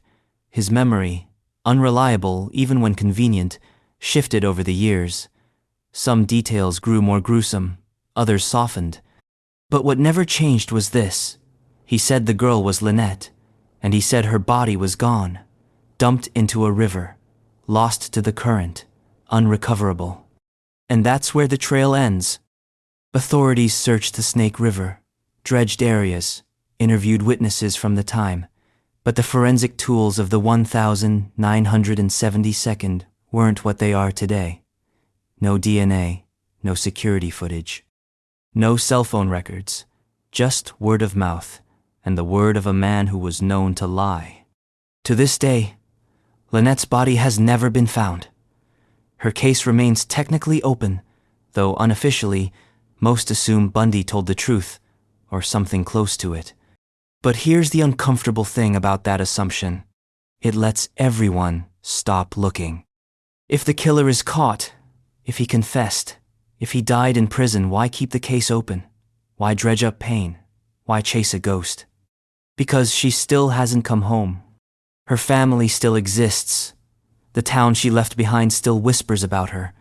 Her name is still spoken in classrooms and courtrooms and quiet conversations at dinner tables. And her story is a brutal reminder that even when you know who, you may never know where. And sometimes, that's the cruelest mystery of all. But not all Idaho disappearances come with confessions. Some just come with suitcases, hotel keys, and a woman who checks in and never checks out. Christy Florence Kohler. The date was the 2nd of February, 2022. Christy Florence Kohler checked into a hotel in Pend Oreille, a small town pressed against the northern edge of Idaho, where pine trees and mist blur the lines between wilderness and civilization. She was 44 years old, a mother, a grandmother, someone who had struggled with health issues, both physical and emotional, but who was by every account trying. She was last seen leaving the hotel that afternoon. No one's sure where she was headed. She didn't say goodbye. She just left and never came back. The hotel room was left in typical condition. No signs of struggle, nothing broken, no note.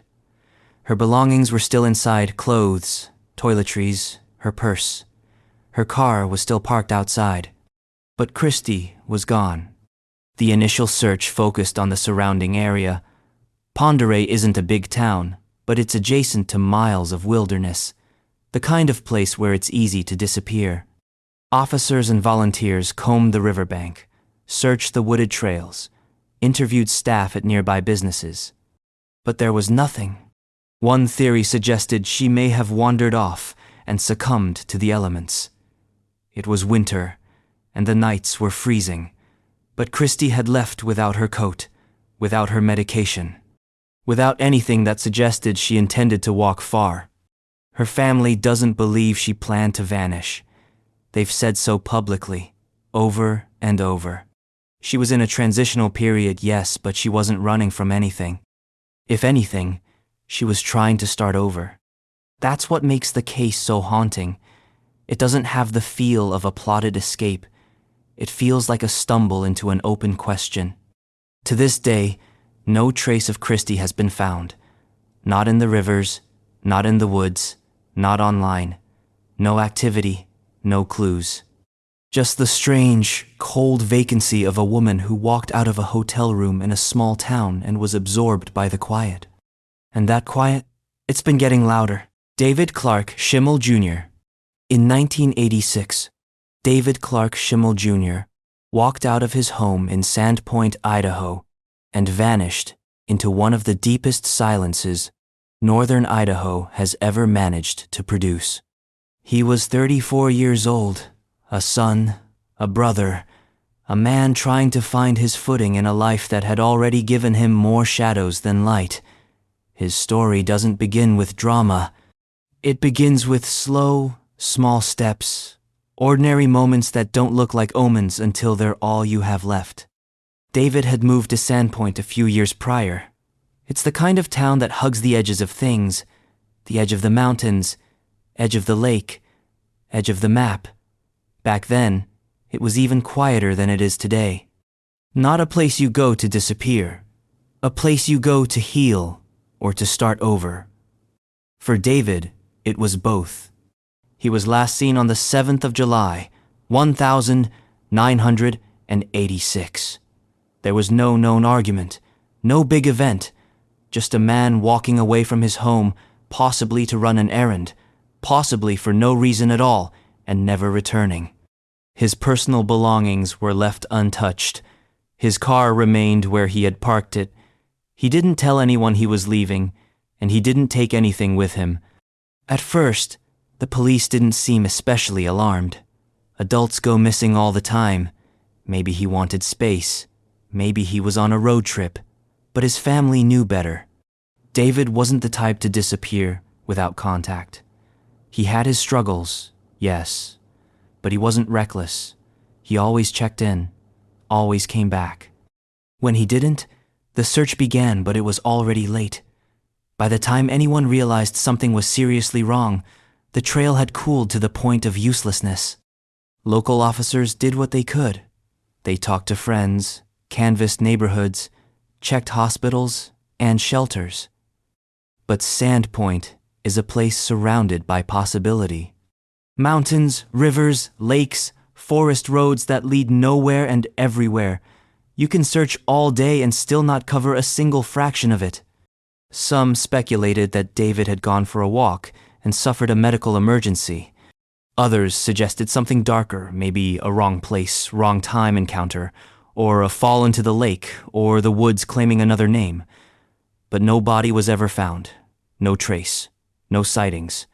His disappearance remains suspended in that uncanny space where there's just enough information to worry, but not enough to understand. In the decades since, David's case has received little attention. No documentaries, no podcasts, no true crime blogs digging into his past. But for those who knew him, the silence is as deafening as ever. His family still wonders, what happened that day? What small, quiet thing occurred that turned an ordinary man into an unanswered question? And what's most unsettling isn't what we don't know. It's that David Schimmel didn't disappear in a storm, or a wilderness, or a foreign place. He disappeared in a town, a neighborhood, a street where people say hello to each other. So if someone saw something, they've been quiet for a very long time. But David wasn't the only one to disappear in northern Idaho in 1986. Because just miles away, and within months of his vanishing, 2 more people would go missing in Coeur d'Alene, women, both in their 20s. No connection at first glance, no obvious link, but close in time, close in place, and close enough to make you ask if something was moving through that part of Idaho, collecting names. Sally Ann Stone. Sally Ann Stone was 27 when she disappeared from Coeur d'Alene, Idaho, in 1986. A striking woman with long brown hair and eyes that seemed to carry a little more weariness than her age should have allowed. Her story is brief, but not simple. She was last seen on May 16, reportedly heading out for the evening with a friend. She never came back. The problem is, that friend was never identified, or at least, never named publicly. Some reports say she went to a party. Others say she was on her way to a date. None of it was confirmed. What's clear is this: Sally left with someone and never returned. Her case didn't cause much of a stir at the time. Not because she wasn't missed, her family was devastated, but because she didn't fit the narrative that attracted media attention. She wasn't a child. She didn't disappear on national television. She was a woman in her 20s, with a complicated life in a town that didn't like complicated stories. Police did what they could. They interviewed coworkers, friends, former partners, but they hit a wall almost immediately. No one knew where she'd gone. No one had seen her since the night she left. There were no security cameras back then, no digital trails, just word of mouth and too many people with vague memories. Her belongings were left untouched. She hadn't packed. She hadn't called anyone to say goodbye. Her apartment was normal, her bank account quiet. There was no signal of someone planning to disappear. And yet, she did. Over time, Sally's case became one of those stories locals passed around like a cautionary tale. Don't go out alone. Tell someone where you're going. Always come back with the people you leave with. But none of those lessons helped bring her home. The oddest part is the timing, because just a few months after Sally vanished, another woman would go missing in the same city, same age range, same lack of evidence, same quiet vacuum. And for decades, people have wondered if their cases are connected, not because of hard evidence, but because of the shape of the silence they both left behind. Deborah Jean Swanson. It was the 5th of September, 1986, when 5-year-old Deborah Jean Swanson vanished in Coeur d'Alene. She'd told friends she was going out for a walk, just a short one. It was still warm outside. Early fall in northern Idaho can feel like borrowed summer. She never came back. Her friends waited, called her name, walked the trail she usually took. But there was nothing. At first, no one panicked. Deborah was independent, strong-willed. She liked being alone. But as the hours passed, worry bloomed. By the next morning, it was clear something had gone wrong. She hadn't taken anything with her. No purse, no money, no plans to leave. Her life, as far as anyone knew, was stable. She had no enemies, no crisis, just a life paused in mid-step. Police scoured the area, talked to neighbors, searched local parks, wooded areas, nearby lakes. Nothing. Not a footprint, not a witness, not a sound. And the eerie part? Deborah and Sally Ann Stone vanished just a few months apart. In the same town, under similar circumstances. 2 women in their 20s, gone without explanation. Were they connected? Investigators never said so, but they never ruled it out either. And now, decades later, both names still sit in the same folders, in the same drawers, in the same archives, collecting the same dust.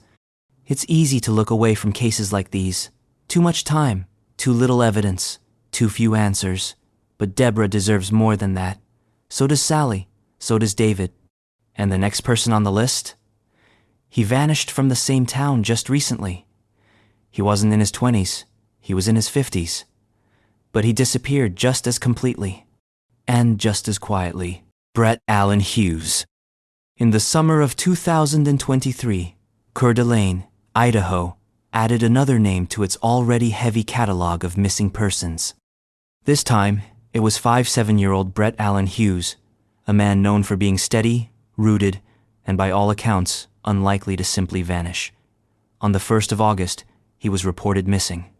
By the 2nd of August, his case had joined the strange lineage of disappearances in northern Idaho that seemed to leave behind only the quiet sound of unanswered questions. The first thing to know about Brett is that he wasn't transient. He wasn't moving from place to place, wasn't off the grid, wasn't the kind of man who slipped away from family or friends without notice. He lived in Coeur d'Alene, a city that's grown from a lakeside town into a tourist magnet, but which still retains pockets of small-town rhythm. People noticed him. He was part of the landscape, which makes the abruptness of his disappearance even harder to reconcile. He was last seen near his home. No confirmed destination. No known conflict that day. Just an ordinary evening that turned into a permanent blank spot. His car remained parked. His personal belongings untouched. There was no indication of a planned trip or an escape.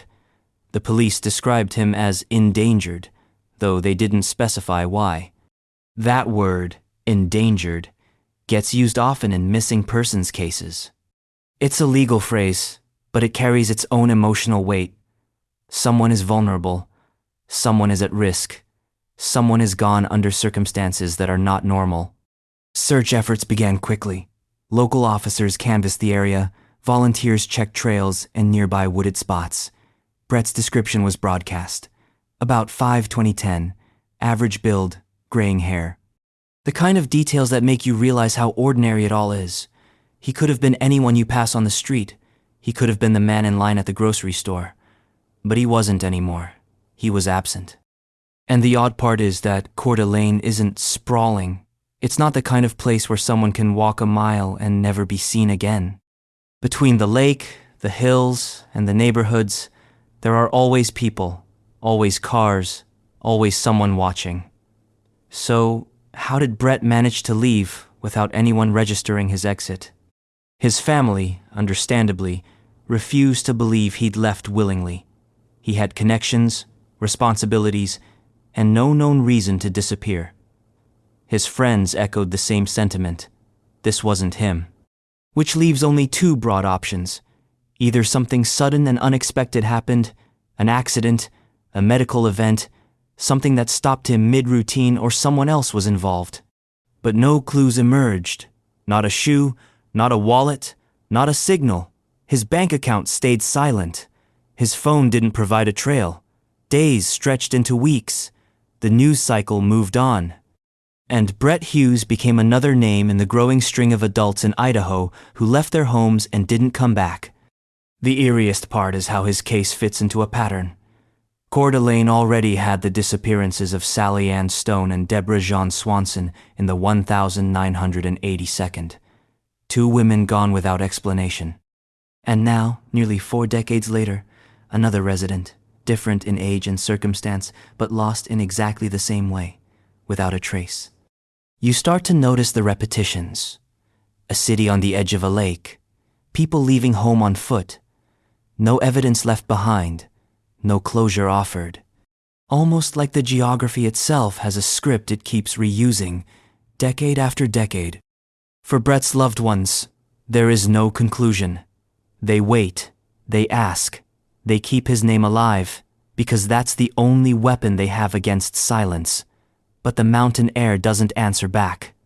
The lake keeps its calm surface. And the town, for all its growth, hasn't gotten any better at explaining why people keep walking out of it and vanishing. And if Coeur d'Alene has its ghosts, Twin Falls has its own. Because just a few hours south, in 2017, another man disappeared, this time from a more urban backdrop. He wasn't on a trail. He wasn't in a hotel. He was in a city. And like Brett, he left no explanation. Salvador Vargas Martinez. In June 2017, 3-year-old Salvador Vargas Martinez disappeared in Twin Falls, Idaho. He was last seen on the 27th of June, in town. The exact details are thin, almost too thin. He wasn't hiking, camping, or traveling. He was simply living his life in Twin Falls, and then he wasn't. Salvador was originally from Mexico, but had been living and working in southern Idaho for years. He was well known in his community, described as responsible and hard-working. Not the kind of man who drifted off without telling anyone. That's what made the disappearance hit so hard. It wasn't just strange, it was completely out of character. His last known sighting came from people who said they saw him walking, possibly headed toward a busier part of town. After that, the trail collapsed. His vehicle remained. His phone went quiet. His bank account never budged again. The Twin Falls Police Department opened an investigation. Flyers went out. Salvador's family and friends pleaded for information, but there were no leads, no tips, no credible sightings outside that final day. His case has sat in silence ever since, with nothing new emerging to give it shape. Theories came, of course. Maybe he left to start over. But if so, why not take money or tell family? Maybe he encountered the wrong person at the wrong time, but no one saw. Maybe an accident, maybe foul play, maybe something stranger. Without evidence, each theory weighs the same, possible but unprovable. What makes Salvador's disappearance resonate is the way it highlights invisibility.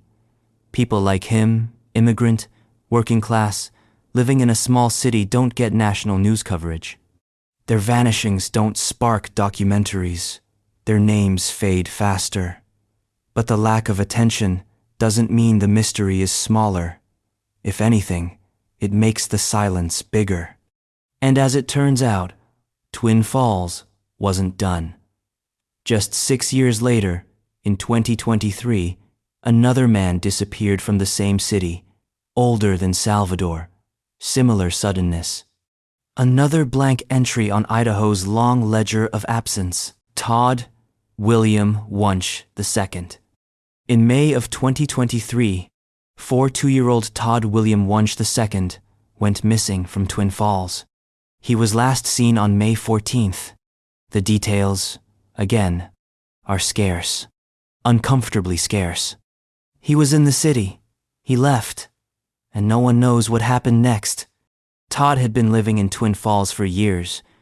Friends described him as social, friendly, the kind of guy who left an impression on everyone he met. He wasn't wealthy, but he wasn't unstable. He had plans, obligations, connections.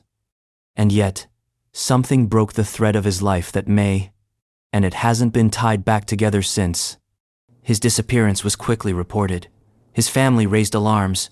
Police searched areas he frequented. Flyers went up, but there was no sign. Not a wallet, not a phone, not a credible sighting. After May 14, Twin Falls, despite its population growth, isn't a place where someone can vanish into anonymity easily. It's not a wilderness. It's a city with sidewalks and cameras and neighbors. But Todd walked into its geography and was erased all the same. No theory fits comfortably. If it was voluntary, why leave behind everything? If it was foul play, why no evidence? If it was an accident, why hasn't a trace surfaced? Every explanation falters against the weight of the unknown. And his case is still open. His family waits. His name appears on missing persons databases alongside Salvador's, alongside dozens of others. Names that form a strange, tragic litany. People who walked into ordinary Idaho days and never returned. And then, just months after Todd, another person disappeared in the same county. This time, not from the city proper, but from its rural edges.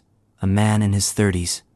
A different name, a different story, but the same unfinished ending. Adam Matthew Roberge.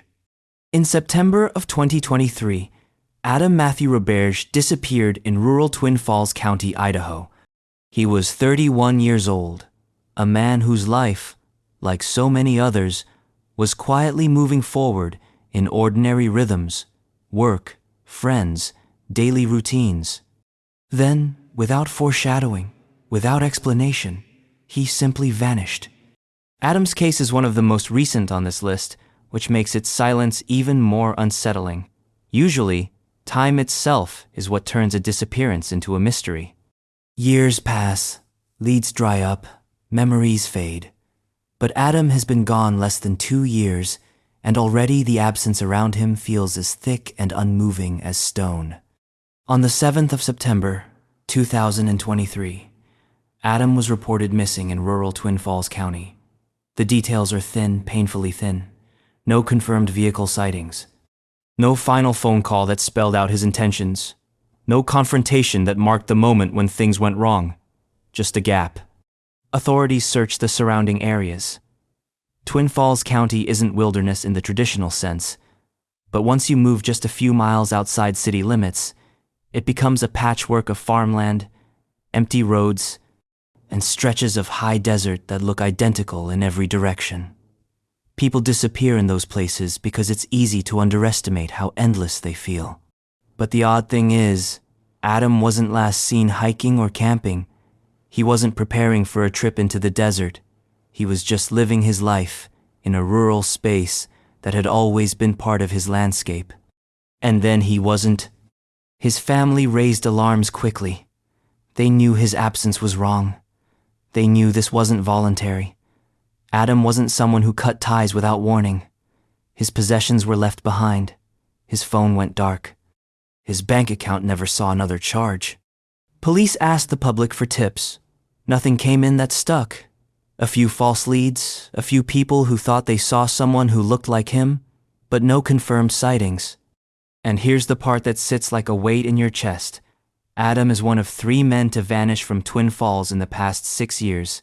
First, Salvador Martinez in 2017, then Todd Wunsch in May 2023, then Adam, just 4 months later. 3 disappearances, same county, all men, all leaving little to no trace. Coincidence? Maybe. Idaho has a long list of missing people that stretches decades, but patterns have a way of demanding attention, even when they aren't real. And if Twin Falls County has its shadows, the city of Jerome, just a short drive away, has its own. Because in 1997, another young man walked out into Idaho air and disappeared.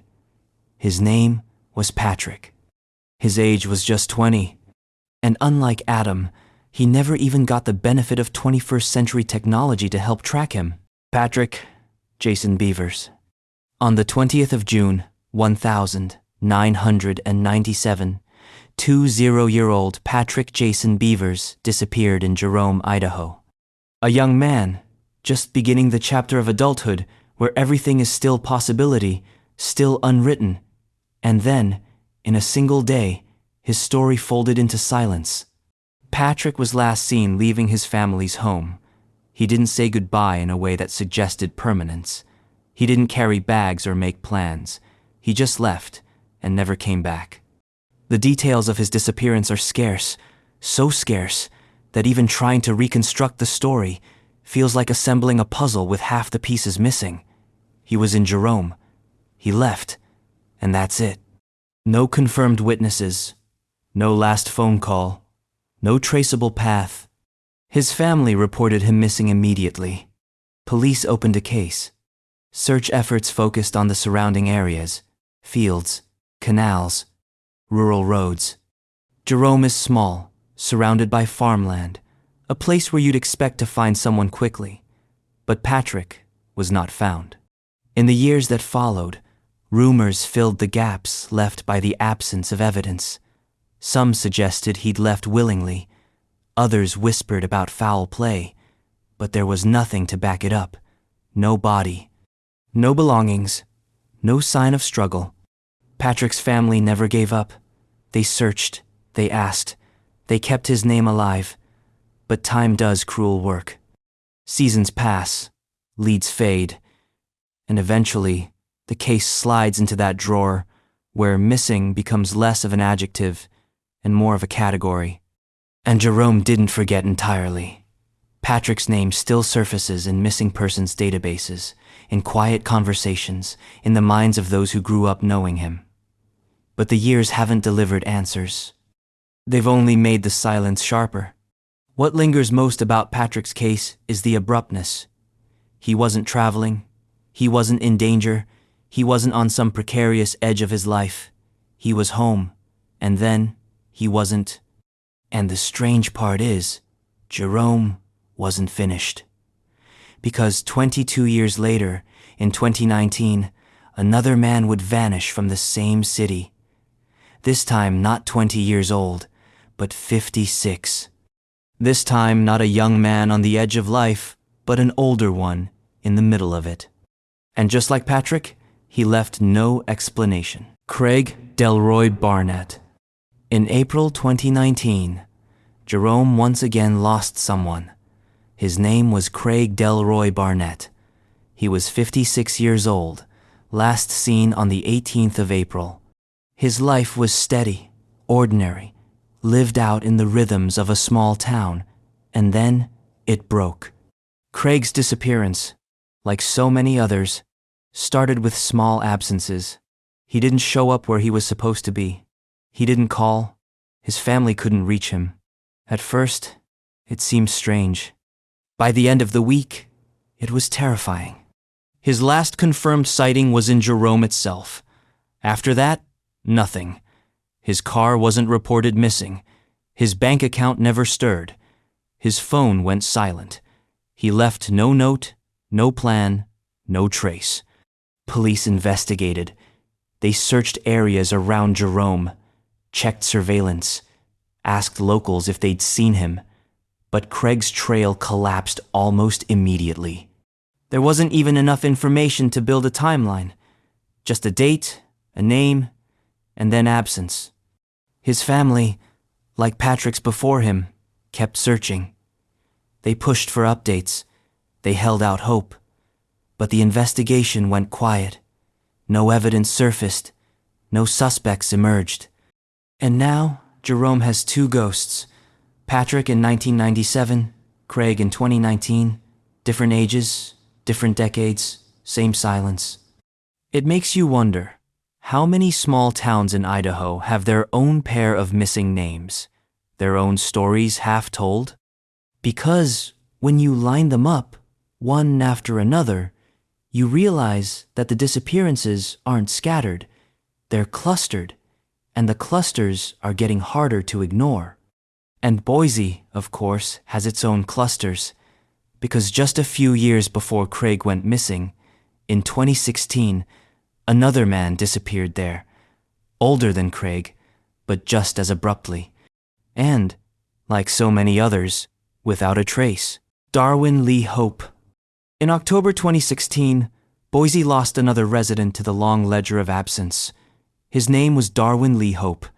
He was 58 years old, last seen on the 8th of October, and then, like so many others on this list, he vanished into a silence so complete it has not been broken since. Darwin was a Boise local through and through. Friends and family described him as kind, soft-spoken, and steady. He wasn't reckless, and he wasn't transient. He had roots, he had connections, and he had no reason to leave those things behind, which is why the circumstances of his disappearance have never made sense. He was last seen near his residence in Boise. No suspicious activity was noted. He didn't leave a note or pack a bag. He didn't tell anyone where he was going.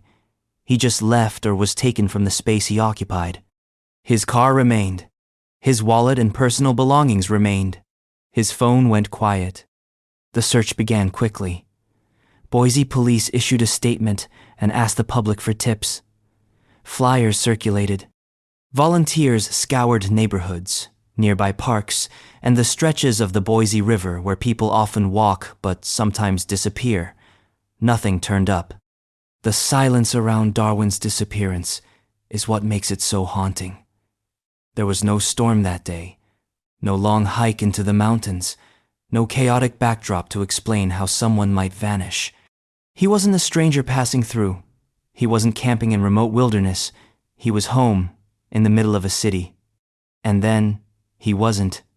One theory is that Darwin may have experienced a sudden medical crisis while out walking, but if so, why hasn't he been found? Boise isn't wilderness. It's a city full of people, sidewalks, and traffic. Someone would have noticed. Another theory suggests foul play, but there's no evidence to support it. Not a trace, not a single suspect. And then there's the possibility, raised by some but rejected by his family, that he left voluntarily, started over, walked away. But again, no planning, no money withdrawn, no accounts accessed. People don't usually restart their lives by leaving everything behind and never touching it again. Darwin's name remains on Idaho's missing persons list, frozen in that October day of 2016. His family still waits. They still ask. They still hold out for something more than the vague outline of a story that doesn't explain itself. And the oddest part is that his disappearance is just one of many in Boise, a city that has quietly accumulated a disturbing pattern of adults who leave home one day and never return. And if Darwin's case reads like a blank page, the next one begins with a detail that feels almost cinematic. A man getting into a truck with someone no one else recognized, in a town where everyone knows everyone. Jeffrey John Schroeder. In May 2022, 69-year-old Jeffrey John Schroeder vanished from Beauville, Idaho, a tiny town tucked into Latah County, where population is measured in the hundreds, and strangers don't just pass unnoticed. That's what makes his disappearance so unsettling. Jeffrey was last seen getting into a pickup truck with an unidentified person. That's the last confirmed sighting. A man climbing into a vehicle, observed by someone who remembered but couldn't name the driver. After that, no one saw him again. The image is almost too simple. An older man, a truck, a small town, and then nothing. No trail, no sighting of the vehicle, no return. When his disappearance was reported, local law enforcement canvassed Beauville. They interviewed residents. They asked if anyone knew who the driver was, but the details were frustratingly vague. Small town or not, no one had a name. No one could provide a license plate. The trail evaporated before it even began. Jeffrey's home showed no signs of disruption. His belongings were left behind. He hadn't packed. He hadn't spoken of plans to leave. And if he was voluntarily going with someone, why didn't he tell anyone? If he wasn't Redder, then who convinced him or forced him into the truck? The strange part is that Beauville isn't a place where you can easily blend in. A vehicle parked outside a house draws attention. A stranger in town gets noticed. People wave. People nod, people remember. And yet, in this case, the driver is still unknown. That gap is where the mystery lives. Theories sprouted quickly. Some suggested Jeffrey may have known the person, trusted them, and left willingly. Others think it was someone posing as an acquaintance. But without evidence, every explanation is just air. And since that May afternoon in 2022, Jeffrey has remained missing. His name, like so many others, sits on the Charlie Project database. A photo of him smiling, approachable, familiar contrasts painfully with the silence of the case file. Beauville hasn't forgotten him. In small towns, people don't fade from memory as easily as they do in cities. His absence is felt in every grocery aisle, every conversation about community safety. But the fact remains, a man stepped into a truck, in broad daylight, in a town of fewer than 300 people, and no one knows where he went. If Beauville holds its secrets quietly, the next story comes from Priest River, another small Idaho town where the river runs dark and wide, and where a woman vanished in 2019. In her case, the story took a sharper turn. A suspect emerged, charges were filed, but she's still missing. Ray Allison Berwanger. In March 2019, 53-year-old Ray Allison Berwanger disappeared from Priest River, Idaho. Unlike so many others on this list, Ray's case doesn't end in pure silence. There was a suspect. There were charges. There was even a confession. And yet, the core of the mystery remains unresolved because Ray herself has never been found. She was last seen on the 17th of March, near her home. Friends and family reported her missing quickly when she failed to show up for plans. It didn't take long before suspicion turned toward her former boyfriend, a man with a history of volatility. Investigators zeroed in, gathered evidence, and eventually charged him with her murder. On paper, the case looks solved, a perpetrator identified, a crime acknowledged, but in practice, it remains incomplete, because Ray's body was never recovered. And without that, there is no final answer, no proof of what truly happened that night. Her family has lived in that contradiction ever since. On one hand, they know someone has been held accountable. On the other, they have no place to grieve, no grave to visit, no remains to confirm the story told in court. They are left to imagine, to wonder, to picture their loved one in fragments, without the closure of truth. Priest River is small, close-knit, bordered by forests and water. People there still talk about Ray. They remember her kindness, her humor, her presence. But they also remember that she's still out there somewhere, lost to the geography, hidden by silence, denied the dignity of being brought home. And that, in the end, is what makes Ray's case as haunting as all the others. Even when you have a suspect, even when you have charges, even when you think you know the story, you still may never have the ending, which is the quiet, brutal truth tying all of these names together. In Idaho, disappearance doesn't just mean missing. It means unfinished. It means unanswered. It means unresolved. And that's why the stories linger, because each one leaves behind a door that never closes.